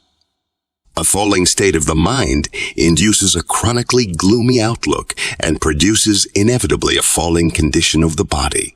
The mind grows, moreover, into the likeness of the thoughts one most habitually entertains and lives with. Every thought reproduces of its kind. Says an authoritative writer in dealing more particularly with the effects of certain types of thoughts and emotions upon bodily conditions. Out of our own experience, we know that anger, fear, worry, hate, revenge, avarice, grief, in fact, all negative and low emotions, produce weakness. In fact, all negative and low disturbance, not only in the mind, but in the body as well. It has been proved that they actually generate poisons in the body. They depress the circulation. They change the quality of the blood, making it less vital. They affect the great nerve centers and thus partially paralyze the very seat of the bodily activities. On the other hand, faith, hope, love, forgiveness, joy, and peace, all such emotions are positive and uplifting, and so act on the body as to restore and maintain harmony, and actually to stimulate the circulation and nutrition. The one who does not allow himself to be influenced or controlled by fears or forebodings is the one who ordinarily does not yield to discouragements. He it is who is using the positive, success, brain types of thought that are continually working for him for the accomplishment of his ends. The things that he sees in the ideal, his strong, positive, and therefore creative type of thought, is continually helping to actualize in the realm of the real. We sometimes speak lightly of ideas, but this world would be indeed a sorry place in which to live were it not for ideas and were it not for ideals. Every piece of mechanism that has ever been built, if we trace back far enough, was first merely an idea in some man's or woman's mind. Every structure or edifice that has ever been reared had formed first in this same immaterial realm. So every great undertaking of whatever nature had its inception, its origin, in the realm of the immaterial, at least as we at present call it, before it was embodied and stood forth in material form. It is well, then, that we have our ideas and our ideals. It is well, even, to build castles in the air, if we follow these up and give them material clothing or structure, so that they become castles on the ground. Occasionally it is true that these may shrink, or rather may change their form and become cabins. But many times we find that an expanded vision and an expanded experience lead us to a knowledge of the fact that so far as happiness and satisfaction are concerned, the contents of a cabin may outweigh many times those of the castle. Successful men and women are almost invariably those possessing to a supreme degree the element of faith. Faith, absolute, unconquerable faith, is one of the essential concomitants, therefore one of the great secrets of success. We must realize, and especially valuable, is it for young men and women to realize that one carries his success or his failure with him, that it does not depend upon outside conditions. There are some that no circumstances or combinations of circumstances can thwart or keep down. Let circumstance seem to thwart or circumvent them in one direction, and almost instantly they are going forward along another direction. Circumstance is kept busy keeping up with them. When she meets such, after a few trials, she apparently decides to give up and turn her attention to those of the less positive, the less forceful, therefore the less determined types of mind and of life. Circumstance has received some hard knocks from men and women of this type. She has grown naturally timid and will always back down whenever she recognizes a mind, and therefore a life of sufficient force, to make the best of whatever present conditions are, to form and clearly to see one's ideal, though it may seem far distant and almost impossible, to believe in it, and to believe in it, and to believe in one's ability to actualize it. This is the first essential. Not then to sit and idly fold the hands, expecting it to actualize itself, but to take hold of the first thing that offers itself to do. That lies sufficiently along the way. To do this faithfully, believing, knowing that it is but the step that will lead to the next best thing, and this to the next. This is the second and the completing stage of all accomplishment. We speak of fate many times as if it were something foreign to or outside of ourselves, forgetting that fate awaits always our own conditions. A man decides his own fate through the types of thoughts he entertains and gives a dominating influence in his life. He sits at the helm of his thought world and guiding, decides his own fate, or through negative, vacillating, and therefore weakening thought, he drifts and fate decides him. Fate decides him. Fate is not something that takes form and dominates us irrespective of any say on our own part. Through a knowledge and an intelligent and determined use of the silent but ever working power of thought, we either condition circumstances or, lacking this knowledge or failing to apply it, we accept the role of a conditioned circumstance. It is a help sometimes to realize and to voice with Henley, "Out of the night that covers me, black as the pit from pole to pole, I thank whatever gods may be for my unconquerable soul." The thoughts that we entertain not only determine the conditions of our own immediate lives, but they influence, perhaps in a much more subtle manner than most of us realize, our relations with and our influence upon those with whom we associate or even come into contact. All are influenced, even though unconsciously, by them. Thoughts of goodwill, sympathy, magnanimity, good cheer, in brief, all thoughts emanating from a spirit of love are felt in their positive, warming, and stimulating influences by others. They inspire in turn the same types of thoughts and feelings in them, and they come back to us laden with their ennobling, stimulating pleasure, bringing influences. Thoughts of envy or malice or hatred or ill will are likewise felt by others. They are influenced adversely by them. They inspire either the same types of thoughts and emotions in them, or they produce in them a certain type of antagonistic feeling that has the tendency to neutralize and, if continued for a sufficient length of time, deaden sympathy and thereby all friendly relations. We have heard much of personal magnetism. Careful analysis will, I think, reveal the fact that the one who has to any marked degree the element of personal magnetism is one of the large-hearted, magnanimous, cheer-bringing, unself-centered types whose positive thought forces are being continually felt by others and are continually felt by others and are continually inspiring and calling forth from others these same splendid attributes. I have yet to find anyone, man or woman, of the opposite habits and therefore trend of mind and heart who has had or who has even to the slightest perceptible degree the quality that we ordinarily think of when we use the term personal magnetism. If one would have friends, he or she must be a friend, must radiate habitually friendly, helpful thoughts, goodwill, love. The one who doesn't cultivate the hopeful, cheerful, uncomplaining goodwill attitude toward life and toward others becomes a drag, making life harder for others as well as for oneself. Ordinarily, we find in people the qualities we are mostly looking for, or the qualities that our own prevailing characteristics call forth.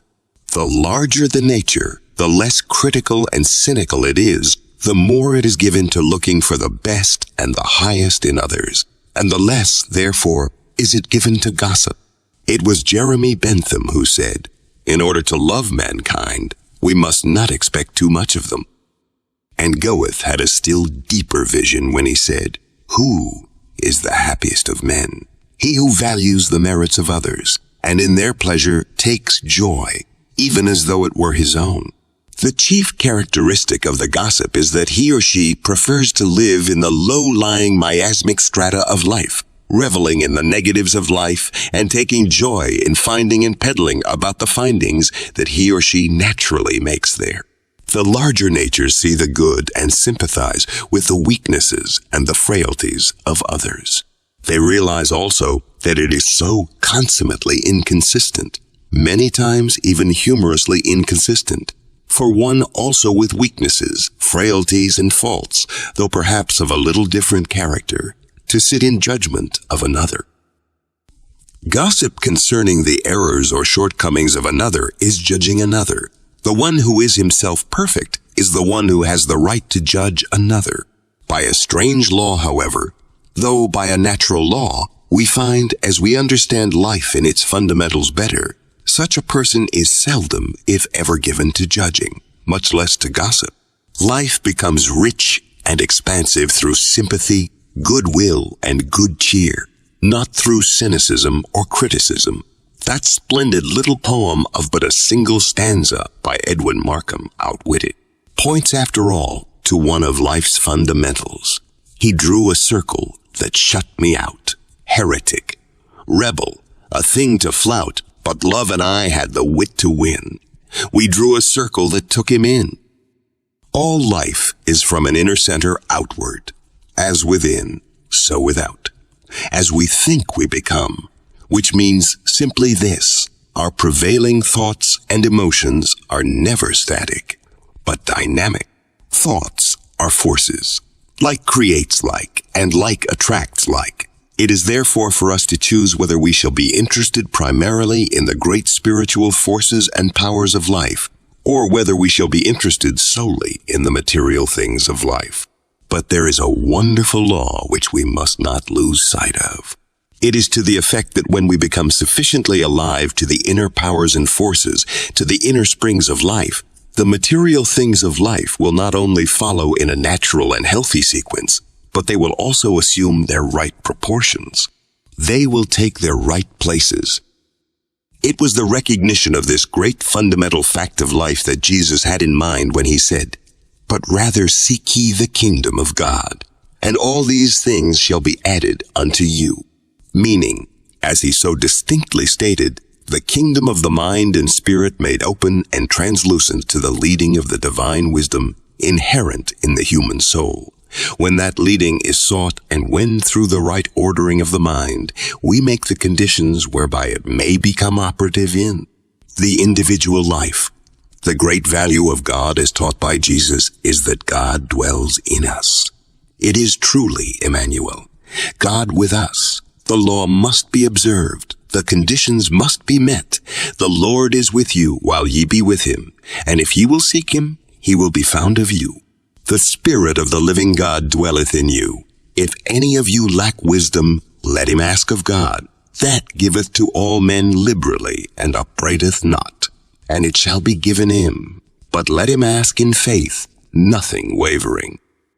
That there is a divine law underlying prayer that helps to release the inner springs of wisdom, which in turn leads to power, was well known to Jesus, for his life abundantly proved it. His great aptitude for the things of the Spirit enabled him intuitively to realize this, to understand it, to use it. And there was no mystery, no secret, no subterfuge on the part of Jesus as to the source of his power.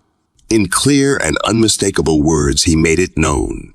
And why should he not? It was the truth of this inner kingdom that would make men free that he came to reveal. The words that I speak unto you, I speak not of myself, but the Father that dwelleth in me, he doeth the works. My Father worketh hitherto, and I work. For as the Father hath life in himself, so hath he given to the Son to have life in himself. I can of mine own self do nothing. As he followed the conditions whereby this higher illumination can come, so must we. The injunction that Jesus gave in regard to prayer is unquestionably the method that he found so effective, and that he himself used. How many times we are told that he withdrew to the mountain for his quiet period, for communion with the Father, that the realization of his oneness with God might be preserved intact. In this continual realization, I and my Father are one, lay his unusual insight and power. And his distinct statement, which he made in speaking of his own powers, "As I am ye shall be," shows clearly the possibilities of human unfoldment and attainment, since he realized and lived, and then revealed the way. Were not this divine source of wisdom and power the heritage of every human soul? Distinctly untrue then would be Jesus' saying, "For everyone that asketh, receiveth, and he that seeketh, findeth, and he that seeketh, findeth, and to him that knocketh it shall be opened. Infinitely better is it to know that one has this inner source of guidance and wisdom, which as he opens himself to it becomes continually more distinct, more clear, and more unerring in its guidance, than to be continually seeking advice from outside sources and being confused in regard to the advice given. This is unquestionably the way of the natural and the normal life, made so simple and so plain by Jesus, and that was foreshadowed by Isaiah when he said, "Hast thou not known? Hast thou not known? Hast thou not heard that the everlasting God, the Lord, the Creator of the ends of the earth, fainteth not, neither is weary? He giveth power to the faint, and to them that have no might he increaseth strength. Even the youths shall faint and be weary, and the young men shall utterly fall. But they that wait upon the Lord shall renew their strength. They shall mount up with wings as eagles. They shall run and not be weary. They shall walk and not faint." Not that problems and trials will not come. They will come. They will come. There never has been, and there never will be a life free from them. Life isn't conceivable on any other terms, but the wonderful source of consolation and strength, the source that gives freedom from worry and freedom from fear, is the realization of the fact that the guiding force and the molding power is within us. It becomes active and controlling in the degree that we realize, and in the degree that we are able to open ourselves so that the divine intelligence and power can speak to and can work through us. Judicious physical exercise induces greater bodily strength and vigor. An active and alert mental life, in other words, mental activity, induces greater intellectual power. And under the same general law, the same is true in regard to the development and the use of spiritual power. It, however, although the most important of all, because it has to do more fundamentally with the life itself, we are most apt to neglect. The losses, moreover, resulting from this neglect are almost beyond calculation. To establish one's center aright is to make all of life's activities and events and results flow from this center in orderly sequence. A modern writer of great insight has said, "The understanding that God is, and all there is, will establish you upon a foundation from which you can never be moved. To know that the power that is God is the power that is God is the power that works in us is knowledge of transcendent import.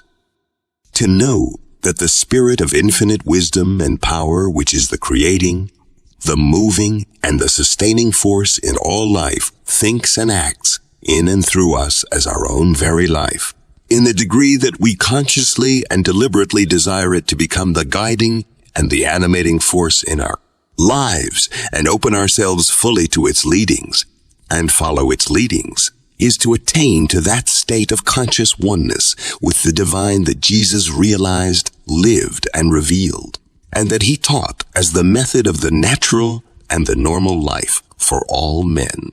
We are so occupied with the matters of the sense life that all unconsciously we become dominated, ruled by the things of the senses. Now in the real life, there is the recognition of the fact that the springs of life are all from within, and that the inner always leads and rules the outer. Under the elemental law of cause and effect, this is always done, whether we are conscious of it or not. But the difference lies here. The master of life consciously and definitely allies himself indefinitely, allies himself in mind and spirit with the great central force and rules his world from within. The creature of circumstances, through lack of desire or through weakness of will, fails to do this, and, lacking guiding and directing force, drifts and becomes thereby the creature of circumstance. One of deep insight has said that we do not spontaneously see and know God as we see and know one another, and so manifest the God, nature, as we do the sense. Nature is because that nature is yet latent, and in a sense slumbering within us. Yet the God, nature within us, connects us as directly and vitally with the being and kingdom of God within, behind, and above the world, as does the sense, nature with the world external to us. Hence, as the sense, Consciousness was awakened and established by the recognition of and communication with the outward world through the senses. So the God consciousness must be awakened by the corresponding recognition of and communication with the being and kingdom of God through intuition, spiritual sense of the inner man. The true prayer, the prayer of silence, is the only door that opens the soul to the direct revelation of God and brings thereby the realization of the God, nature in ourselves. As the keynote to the world of sense is activity, so the keynote to spiritual light and power is quiet, the individual. Consciousness must be brought into harmony with the cosmic consciousness. Paul speaks of the sons of God, and in a single sentence he describes what he means by the term, "For as many as are led by the Spirit of God, they are the sons of God." An older prophet has said, "The Lord in the midst of thee is mighty." Jesus, with his deep insight, perceived the identity of his real life with the divine life, the indwelling wisdom and power, the Father in me. The whole course of his ministry was his attempt to show those who listened to him how he was related to the Father, and to teach them that they were related to the same Father in exactly the same way. There is that within man that is illumined and energized through the touch of his Spirit. We can bring our minds into rapport, into such harmony and connection with the infinite divine mind that it speaks in us, directs us, and therefore acts through us as our own selves. Through this connection, we become illumined by divine wisdom, and we become energized by divine power. It is ours, then, to act under the guidance of this higher wisdom, and in all forms of expression, to act and to work augmented by this higher power. The finite spirit, with all its limitations, becomes at its very center in rapport with infinite spirit, its source. The finite thereby becomes the channel through which the infinite can and does work. To use an apt figure, it is the moving of the switch whereby we connect our wires, as it were, with the central dynamo, which is the force that animates, that gives and sustains life in the universe.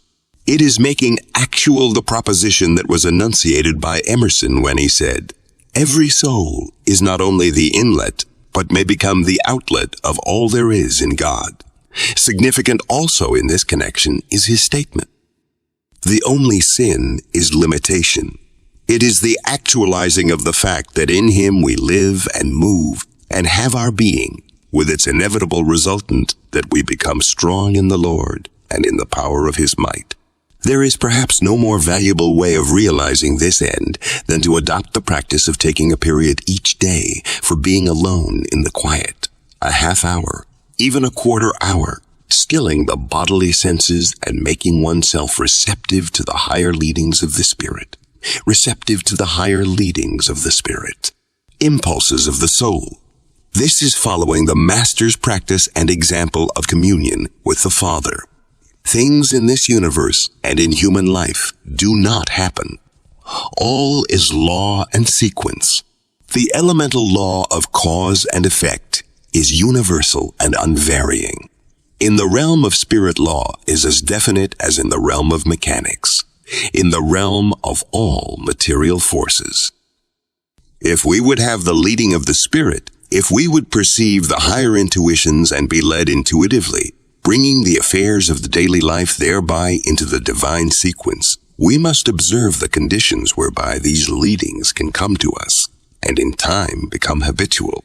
The law of the Spirit is quiet, to be followed by action, but quiet, the more readily to come into a state of harmony with the infinite intelligence that works through us, and that leads us as our own intelligence when through desire and through will we are able to bring our subconscious minds into such attunement that it can act through us, and we are able to catch its messages and follow its direction.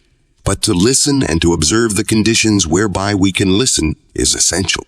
Jesus' own words as well as his practice apply here. After his admonition against public prayer, or prayer for show, or prayer of much speaking, he said, "But thou, when thou prayest, enter into thy closet, and when thou hast shut thy door, pray to thy Father which is in secret, and thy Father which seeth in secret shall reward thee openly. Now there are millions of men, women, and children in the world who have no closets. There are great numbers of others who have no access to them, sometimes for days or weeks or months at a time.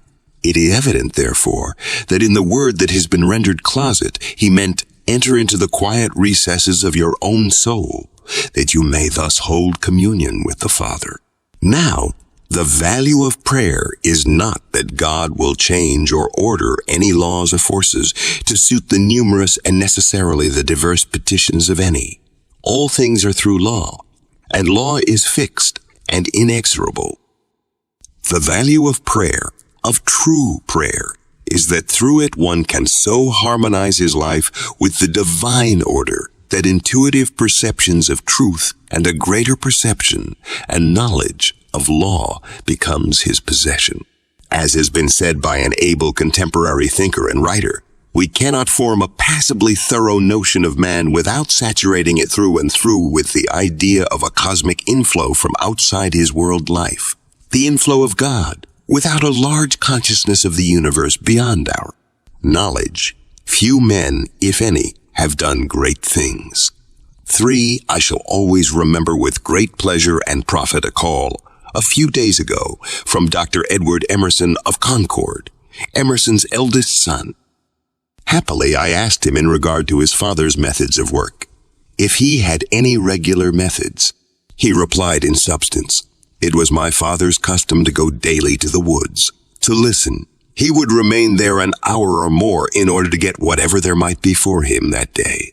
He would then come home and write into a little book, his day, books, what he had gotten. Later on, when it came time to write a book, he would transcribe from this in their proper sequence and with their proper connections these entrances of the preceding weeks or months.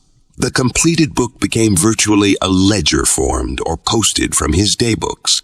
The prophet is he who so orders his life that he can adequately listen to the voice, the revelations of the oversoul, and who truthfully transcribes what he hears or senses. He is not a follower of custom or of tradition. He can never become and can never be made the subservient tool of an organization. His aim and his mission is rather to free men from ignorance, superstition, credulity, from half-truths, by leading them into a continually larger understanding of truth, of law, and therefore of righteousness. It was more than a mere poetic idea that Lowell gave utterance to when he said, "The thing we long for, that we are for one transcendent moment." To establish this connection, to actualize this God, consciousness, that it may not be for one transcendent moment, but that it may become constant and habitual, so that every thought arises, and so that every thought arises, and so that every act goes forth from this center, is the greatest good that can come into the possession of man. There is nothing greater. It is none other than the realization of Jesus' injunction, "Seek ye first the kingdom of God and his righteousness, and all these things shall be added unto you." It is then that he said, "Do not worry about your life. Your mind and your will are under the guidance of the divine mind. Your every act goes out under this direction, and all things pertaining to your life will fall into their proper places. Therefore, do not worry about your life." When a man finds his center, when he becomes centered in the infinite, then redemption takes place. He is redeemed from the bondage of the senses. He lives thereafter under the guidance of the Spirit, and this is salvation. It is a new life that he has entered into. He lives in a new world because his outlook is entirely new. He is living now in the kingdom of heaven. Heaven means harmony. He has brought his own personal mind and life into harmony with the divine mind and life. He becomes a co-worker with God. It is through such men and women that God's plans and purposes are carried out. They not only hear, but they interpret for others God's voice. They are the prophets of our time, and the prophets of our time, and the prophets of all time. They are doing God's work in the world, and in so doing they are finding their own supreme satisfaction and happiness. They are not looking forward to the eternal life. They realize that they are now in the eternal life, and that there is no such thing as eternal life if this life that we are now in is not it. When the time comes for them to stop their labors here, they look forward without fear and with anticipation to the change, the transition to the other form of life, but not to any other life. The words of Whitman embody a spirit of anticipation and of adventure for them. Joy, shipmate, joy! Please, to my soul at death I cry. One life is closed, one life begun. The long, long anchorage we leave. The ship is clear at last. She leaps. Joy, shipmate, joy. They have an abiding faith that they will take up the other form of life exactly where they left it off here. Being in heaven now, they will be in heaven now. They will be in heaven when they awake to the continuing beauties of the life subsequent to their transition. Such, we might also say, is the teaching of Jesus regarding the highest there is in life here and the best there is in the life hereafter. Whatever differences of opinion, and honest differences of opinion, may have existed and may still exist in America in regard to the great world conflict, there is a wonderful unanimity of thought that has crystallized itself into the concrete form. Something must be done in order that it can never occur again. The higher intelligence of the nation must assert itself. It must feel and think and act in terms of internationalism. Not that the feeling of nationalism in any country shall or even can be eradicated, or even can be eradicated, or even abated. It must be made, however, to coordinate itself with the now rapidly growing sense of world consciousness that the growing intelligence of mankind, aided by some tremendously concrete forms of recent experience, is now recognizing as a great reality. That there were very strong sympathies for both the Allied nations and for the Central Powers in the beginning goes without saying. How could it be otherwise when we realize the diverse and complex types of our citizenship? One of the most distinctive, and in some ways, one of the most significant features of the American nation is that it is today composed of representatives, and in some cases of enormous bodies of representatives, numbering into the millions of practically every nation in the world. There are single cities where, in one case, 26, in another case, 29, and in other cases, a still larger number of what are today designated as hyphenated citizens are represented. The orderly removal of the hyphen and the amalgamation of these splendid representatives of practically all nations into genuine American citizens, infused with American ideals and pushed on by true American ambitions, is one of the great problems that the war has brought in a most striking manner to our attention.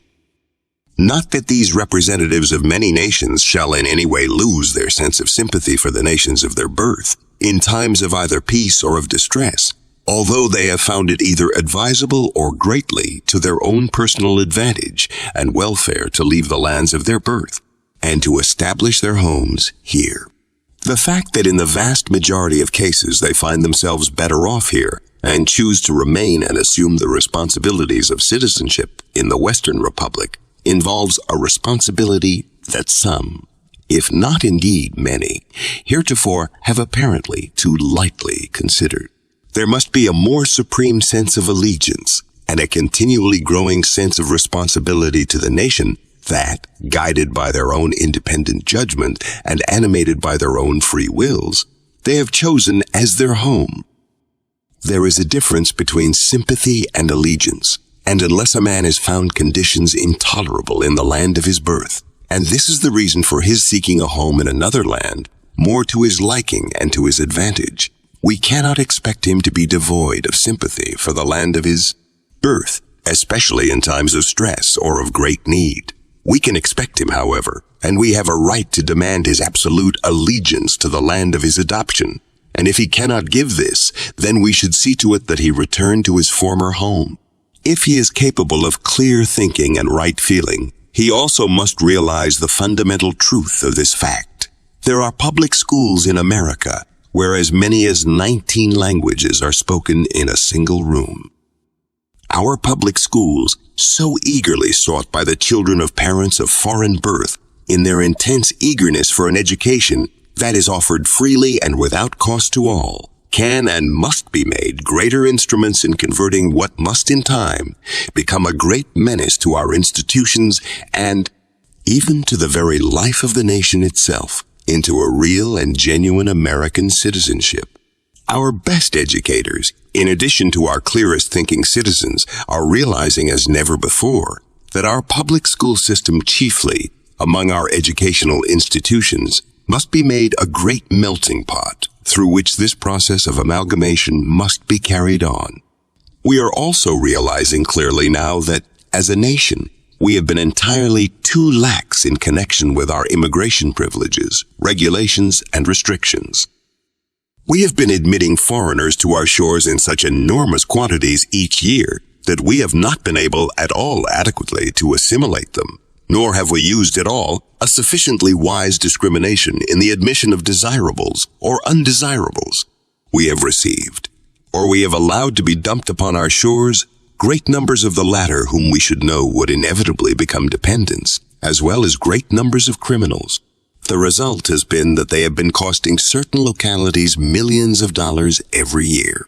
But entirely aside from the latter, the last 2 or 3 years have brought home to us, as never before, the fact that those who come to our shores must come with the avowed and the settled purpose of becoming real American citizens, giving full and absolute allegiance to the institutions, the laws, the government of the land of their adoption. If any other government is not able so to manage as to make it more desirable for its subjects to remain in the land of their birth, rather than to seek homes in the land with institutions more to their liking, or with advantages more conducive to their welfare, that government then should not expect to retain, even in the slightest degree, the allegiance of such former subjects. A hyphenated citizenship may become as dangerous to a republic as a cancer is in the human body. A country with over 100 hyphens cannot fulfill its highest destiny. We, as a nation, have been rudely shaken from our long dream of almost inevitable national security. We have been brought finally, and although as a nation we have no desire for conquest or empire and no desire for military glory, and therefore no need of any great army or navy for offensive purposes, we have been brought finally to realize that we do, nevertheless, stand in need of a national strengthening of our arm of defense. A land of 100 million people where one could travel many times for a 6-month and never see the sign of a soldier is brought, though reluctantly, to face a new state of affairs. But one, nevertheless, that must be faced and wisely acted upon. And while it is true that as a nation we have always had the tradition of non-militarism, it is not true that we have had the tradition of military or of naval impotence or weakness. Preparedness, therefore, has assumed a position of tremendous importance in individual thought, in public discussion, and almost universally in the columns of the public press. One of the most vital questions among us, then, is not so much as to how we shall prepare, but how shall we prepare adequately for defensive purposes, in case of any emergency arising, without being thrown too far along the road of militarism, and without an inordinate preparation that has been the scourge and the bane of many old world countries for so many years, and that quite as much as anything has been provocative of the horrible conflict that has literally been devastating so many European countries. It is clearly apparent that the best thought in America today calls for an adequate preparation for purposes of defense, and calls for a recognition of facts as they are. It also clearly sees the danger of certain types of mind and certain interests combining to carry the matter much farther than is at all called for. The question is, how shall we then strike that happy balance that is the secret of all successful living in the lives of either individuals or in the lives of nations? All clear, seeing people realize that as things are in the world today, there is a certain amount of preparedness that is necessary for influence and for insurance. As within the nation, a police force is necessary for the enforcement of law, for the preservation of law and order. Although it is not at all necessary that every second or third man be a policeman, so, in the Council of Nations, the individual nation must have a certain element of force that it can fall back upon if all other available agencies fail. In diplomacy, the strong nations win out, the weaker lose out. Military and naval power, unless carried to a ridiculous excess, does not therefore lie idle, even when not in actual use. Our power and influence as a nation will certainly not be in proportion to our weakness. Although righteousness exalteth a nation, it is nevertheless true that righteousness alone will not protect a nation, while other nations are fully armed. National weakness does not make for peace. Righteousness, combined with a spirit of forbearance, combined with a keen desire to give justice as well as to demand justice, if combined with the power to strike powerfully and sustainedly in defense of justice, and in defense of justice and in defense of national integrity, is what protects a nation. And this it is, that in the long run exalteth a nation, while things are as they are. While conditions have therefore brought prominently to the forefront in America the matter of military training and military service, an adequate military preparation for purposes of defense, for full and adequate defense, the best thought of the nation is almost a unit in the belief that, for us, as a nation, an immense standing army is unnecessary as well as inadvisable.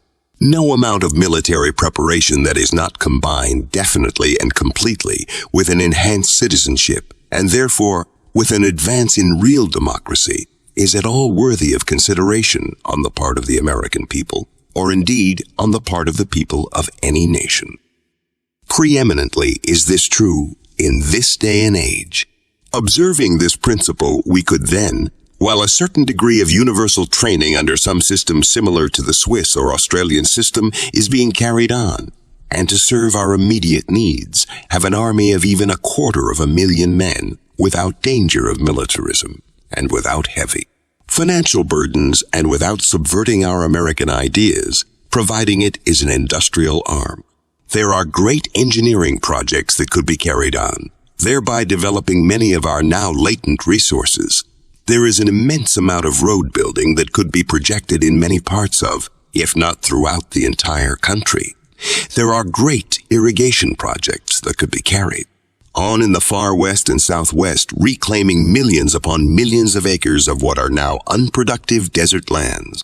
All these could be carried on and made even to pay, keeping busy a large number of men for 6 years to come.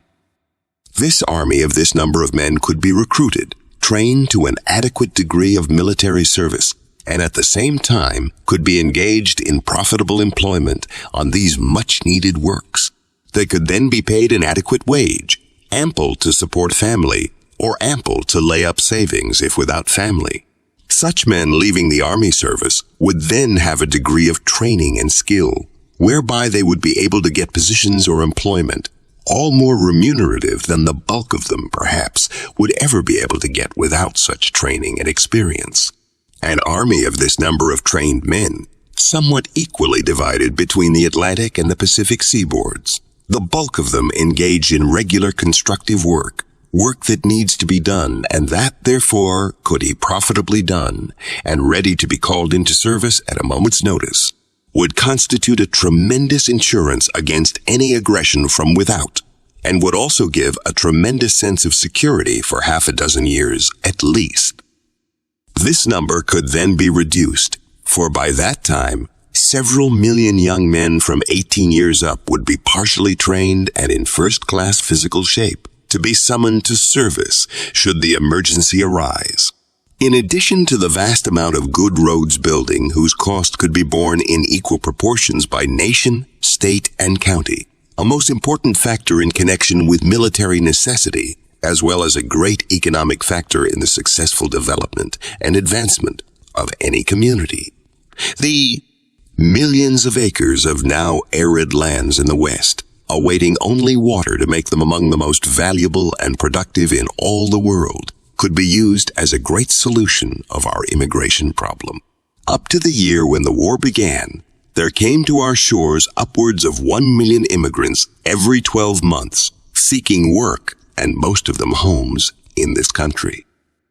The great bulk of them got no farther than our cities, increasing congestion, already in many cases acute, and many of them becoming in time, from one cause or another, dependence, the annual cost of their maintenance, aggregating many millions every year. With these vast acres ready for them, large numbers could, under a wise system of distribution, be sent on to the great West and Southwest, and more easily and directly, now since the Panama Canal is open for navigation. Allotments of these lands could be assigned them that they could in time become owners of through a wisely established system of payments. Many of them would thereby be living lives similar to those they lived in their own countries, and for which their training and experience there have abundantly fitted them. They would thus become a far more valuable type of citizens, landowners, than they could ever possibly become otherwise, and especially through our present unorganized hit or miss system. They would in time also add annually hundreds of millions of productive work to the wealth of the country. The very wise system that was inaugurated some time ago in connection with the coast defense arm of our Army is, under the wise direction of our present Secretary of War, to be extended to all branches of the service. For some time in the Coast Artillery Service, the enlisted man under competent instruction has had the privilege of becoming a skilled machinist or a skilled electrician. Now the system is to be extended through all branches of the military service, and many additional trades are to be added to the curricula of the trade schools of the Army. The young man can, therefore, make his own selection and become a trained artisan at the same time that he serves his time in the Army, with all expenses for such training, as well as maintenance, borne by the government. He can thereby leave the service fully equipped for profitable employment. This will have the tendency of calling a better class of young men into the service. It will also do away with the well-founded criticism that Army life and its idleness, or partly enforced idleness, unfits a man for useful industrial service after he quits the Army. If this same system is extended through the Navy, as it can be, both Army and Navy service will meet the American requirement that neither military nor naval service take great numbers of men from productive employment to be in turn supported by other workers. Instead of so much dead timber, they are all the time producing while in active service and are being trained to be highly efficient as producers when they leave the service. Under this system, the federal government can build its own ordnance works and its own munition factories and become its own maker of whatever may be required in all lines of output. We will then be able to escape the perverse influence of gain on the part of large munition industries and the danger that comes from that portion of a military party whose motives are actuated by personal gain. If the occasion arises, or if we permit the occasion to arise, Kruppism in America will become as dangerous and as sinister in its influences and its proportions as it became in Germany. Another great service that the war has done us is by way of bringing home to us the lesson that has been so prominently brought to the front in connection with the other nations at war, namely, the necessity of the speedy and thorough mobilization of all lines of industries and business. For the thoroughness and the efficiency with which this can be done may mean success that otherwise would result in failure and disaster. We are now awake to the tremendous importance of this. It is at last becoming clearly understood among the peoples and the nations of the world that as a nation we have no desire for conquest, for territory, for empire. We have no purposes of aggression. We have quite enough to do to develop our resources and our as yet great undeveloped areas. A few months before the war broke, I had conversations with the heads or with the representatives of leading publishing houses in several European countries. It was at a time when our Mexican situation was beginning to be very acute. I remember at that time especially the conversation with the head of one of the largest publishing houses in Italy, in Milan. I could see plainly his skepticism when, in reply to his questions, I endeavored to persuade him that, as a nation, we had no motives of conquest or of aggression in Mexico, that we were interested solely in the restoration of a representative and stable government there. And since that time, I am glad to say that our acts as a nation have all been along the line of persuading him, and also many other like-minded ones in many countries abroad, of the truth of this assertion. By this general course, we have been gaining the confidence and have been cementing the friendship of practically every South American republic, our immediate neighbors on the southern continent. This has been a source of increasing economic power with us, and an element of greatly added strength, and also a tremendous energy working all the time for the preservation of peace. One can say most confidently, even though recognizing our many grave faults as a nation, that our course along this line has been such, especially of late years, as to inspire confidence on the part of all the fair-minded nations of the world. Our theory of the state, the theory of democracy, is not that the state is above all, and that the individual and his welfare are as nothing when compared to it, but rather that the state is the agency through which the highest welfare of all its subjects is to be evolved, expressed, maintained. No other theory, to my mind, is at all compatible with the intelligence of any free-thinking people.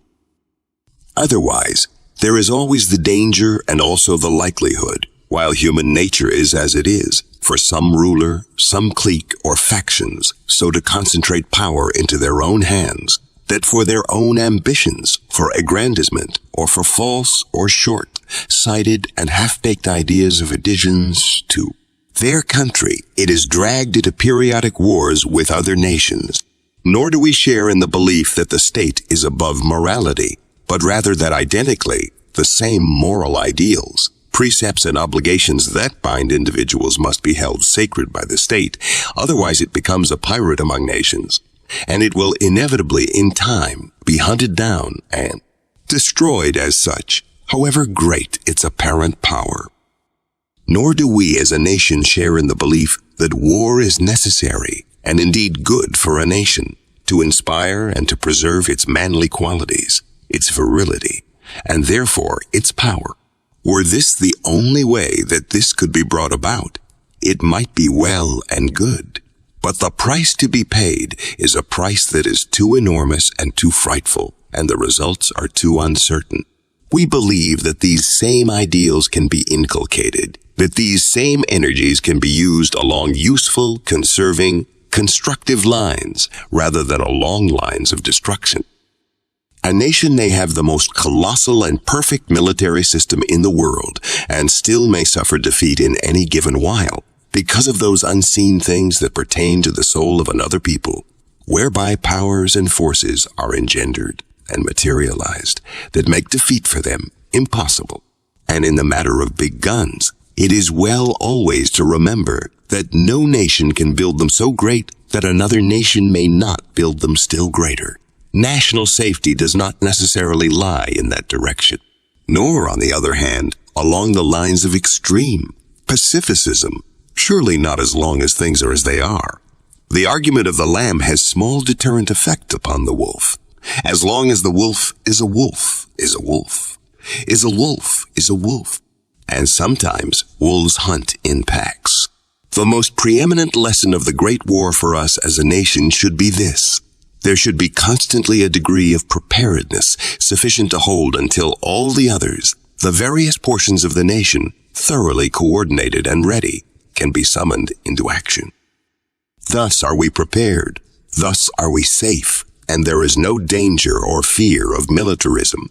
In a democracy, it should, without question, be a fundamental fact that hand in hand with equal rights, there should go a sense of equal duty. A call for defense should have a universal response. So it is merely good common sense, good judgment, if you please, for all the young men of the nation to have a training sufficient to enable them to respond effectively if the nation's safety calls them to its defense. It is no crime, however we may deprecate war, to be thus prepared. For young men, and we must always remember that it is the young men who are called for this purpose.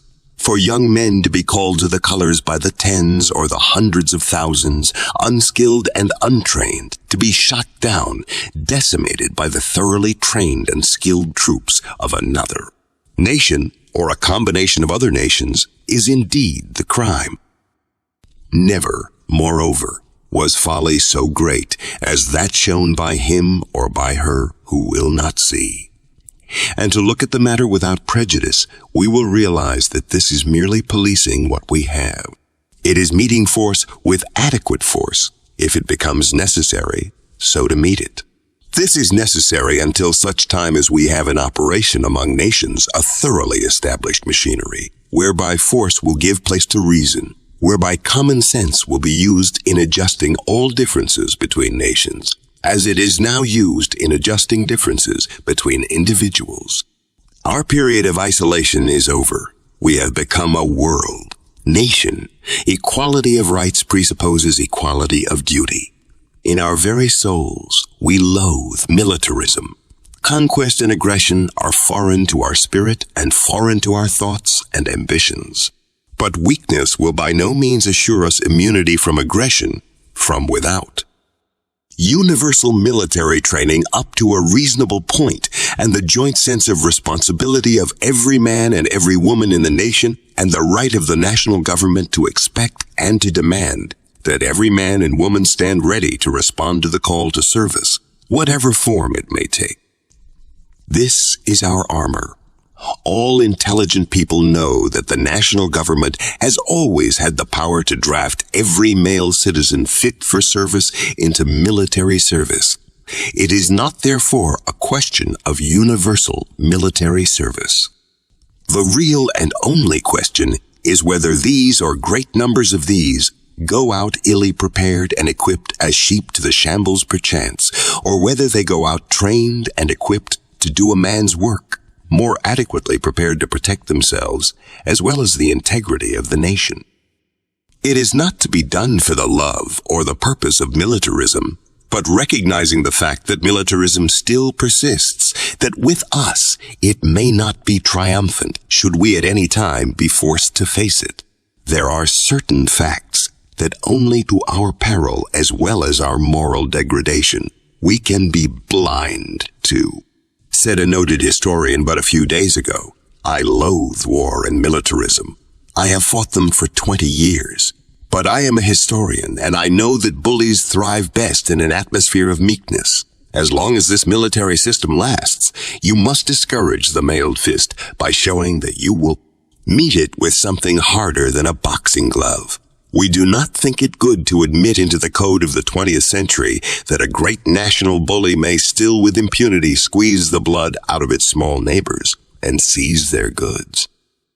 We need not fear militarism arising in America as long as the fundamental principles of democracy are preserved and continually extended, which can be done only through the feeling of the individual responsibility of every man and every woman to take a keen and constant interest in the matters of their own government, community, state, national, and now international.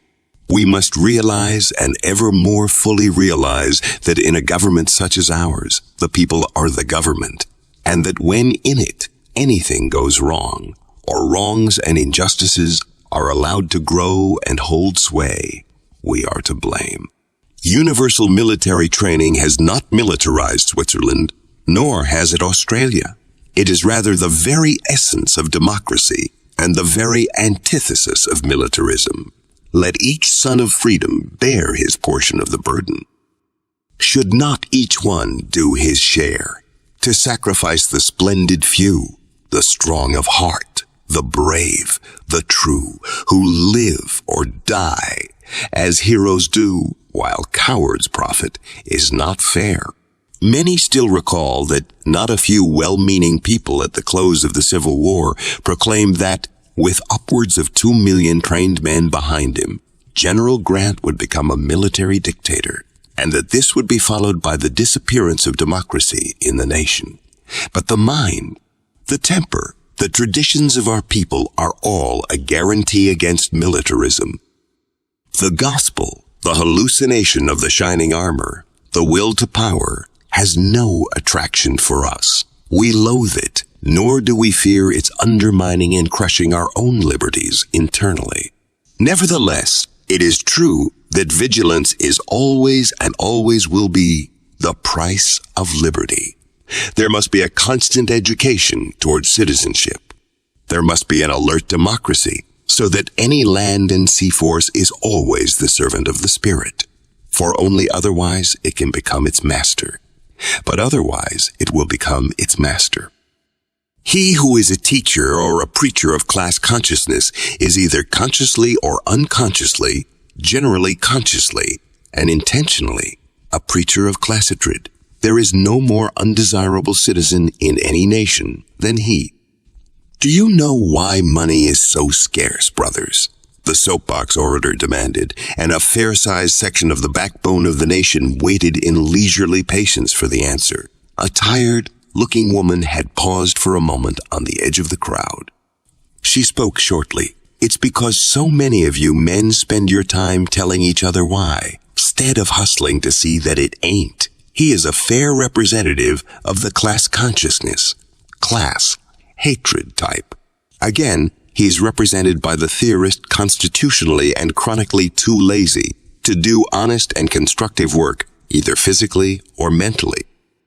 Again, by the one who has the big head affliction, or again, by the one afflicted with a species of insanity or criminality manifesting of late under the name of Bolshevism, a self-seeking tyranny, infinitely worse than Tsarism, its self-seeking tyranny infinitely worse than Tsarism itself. Its representatives have proved themselves moral perverts, determined to carry out their theories and gain their own ends by treachery, theft, coercion, murder, and every foul method that will aid them in reducing order to chaos, through the slogan of rule or ruin. Through brigandage, coercion, murder, it gets the funds to send its agents into those countries whose governments are fully in the hands of the people, and where, if at any time injustice prevails, it is solely the fault of the people in not using in an intelligent and determined manner the possessions they already have, or putting it in another way, on account of shirking the duties it is morally incumbent upon them as citizens of free governments to perform. In America, whose institutions have been built and maintained solely by the people, our duty is plain, for orderly procedure has been and ever must be our watchword.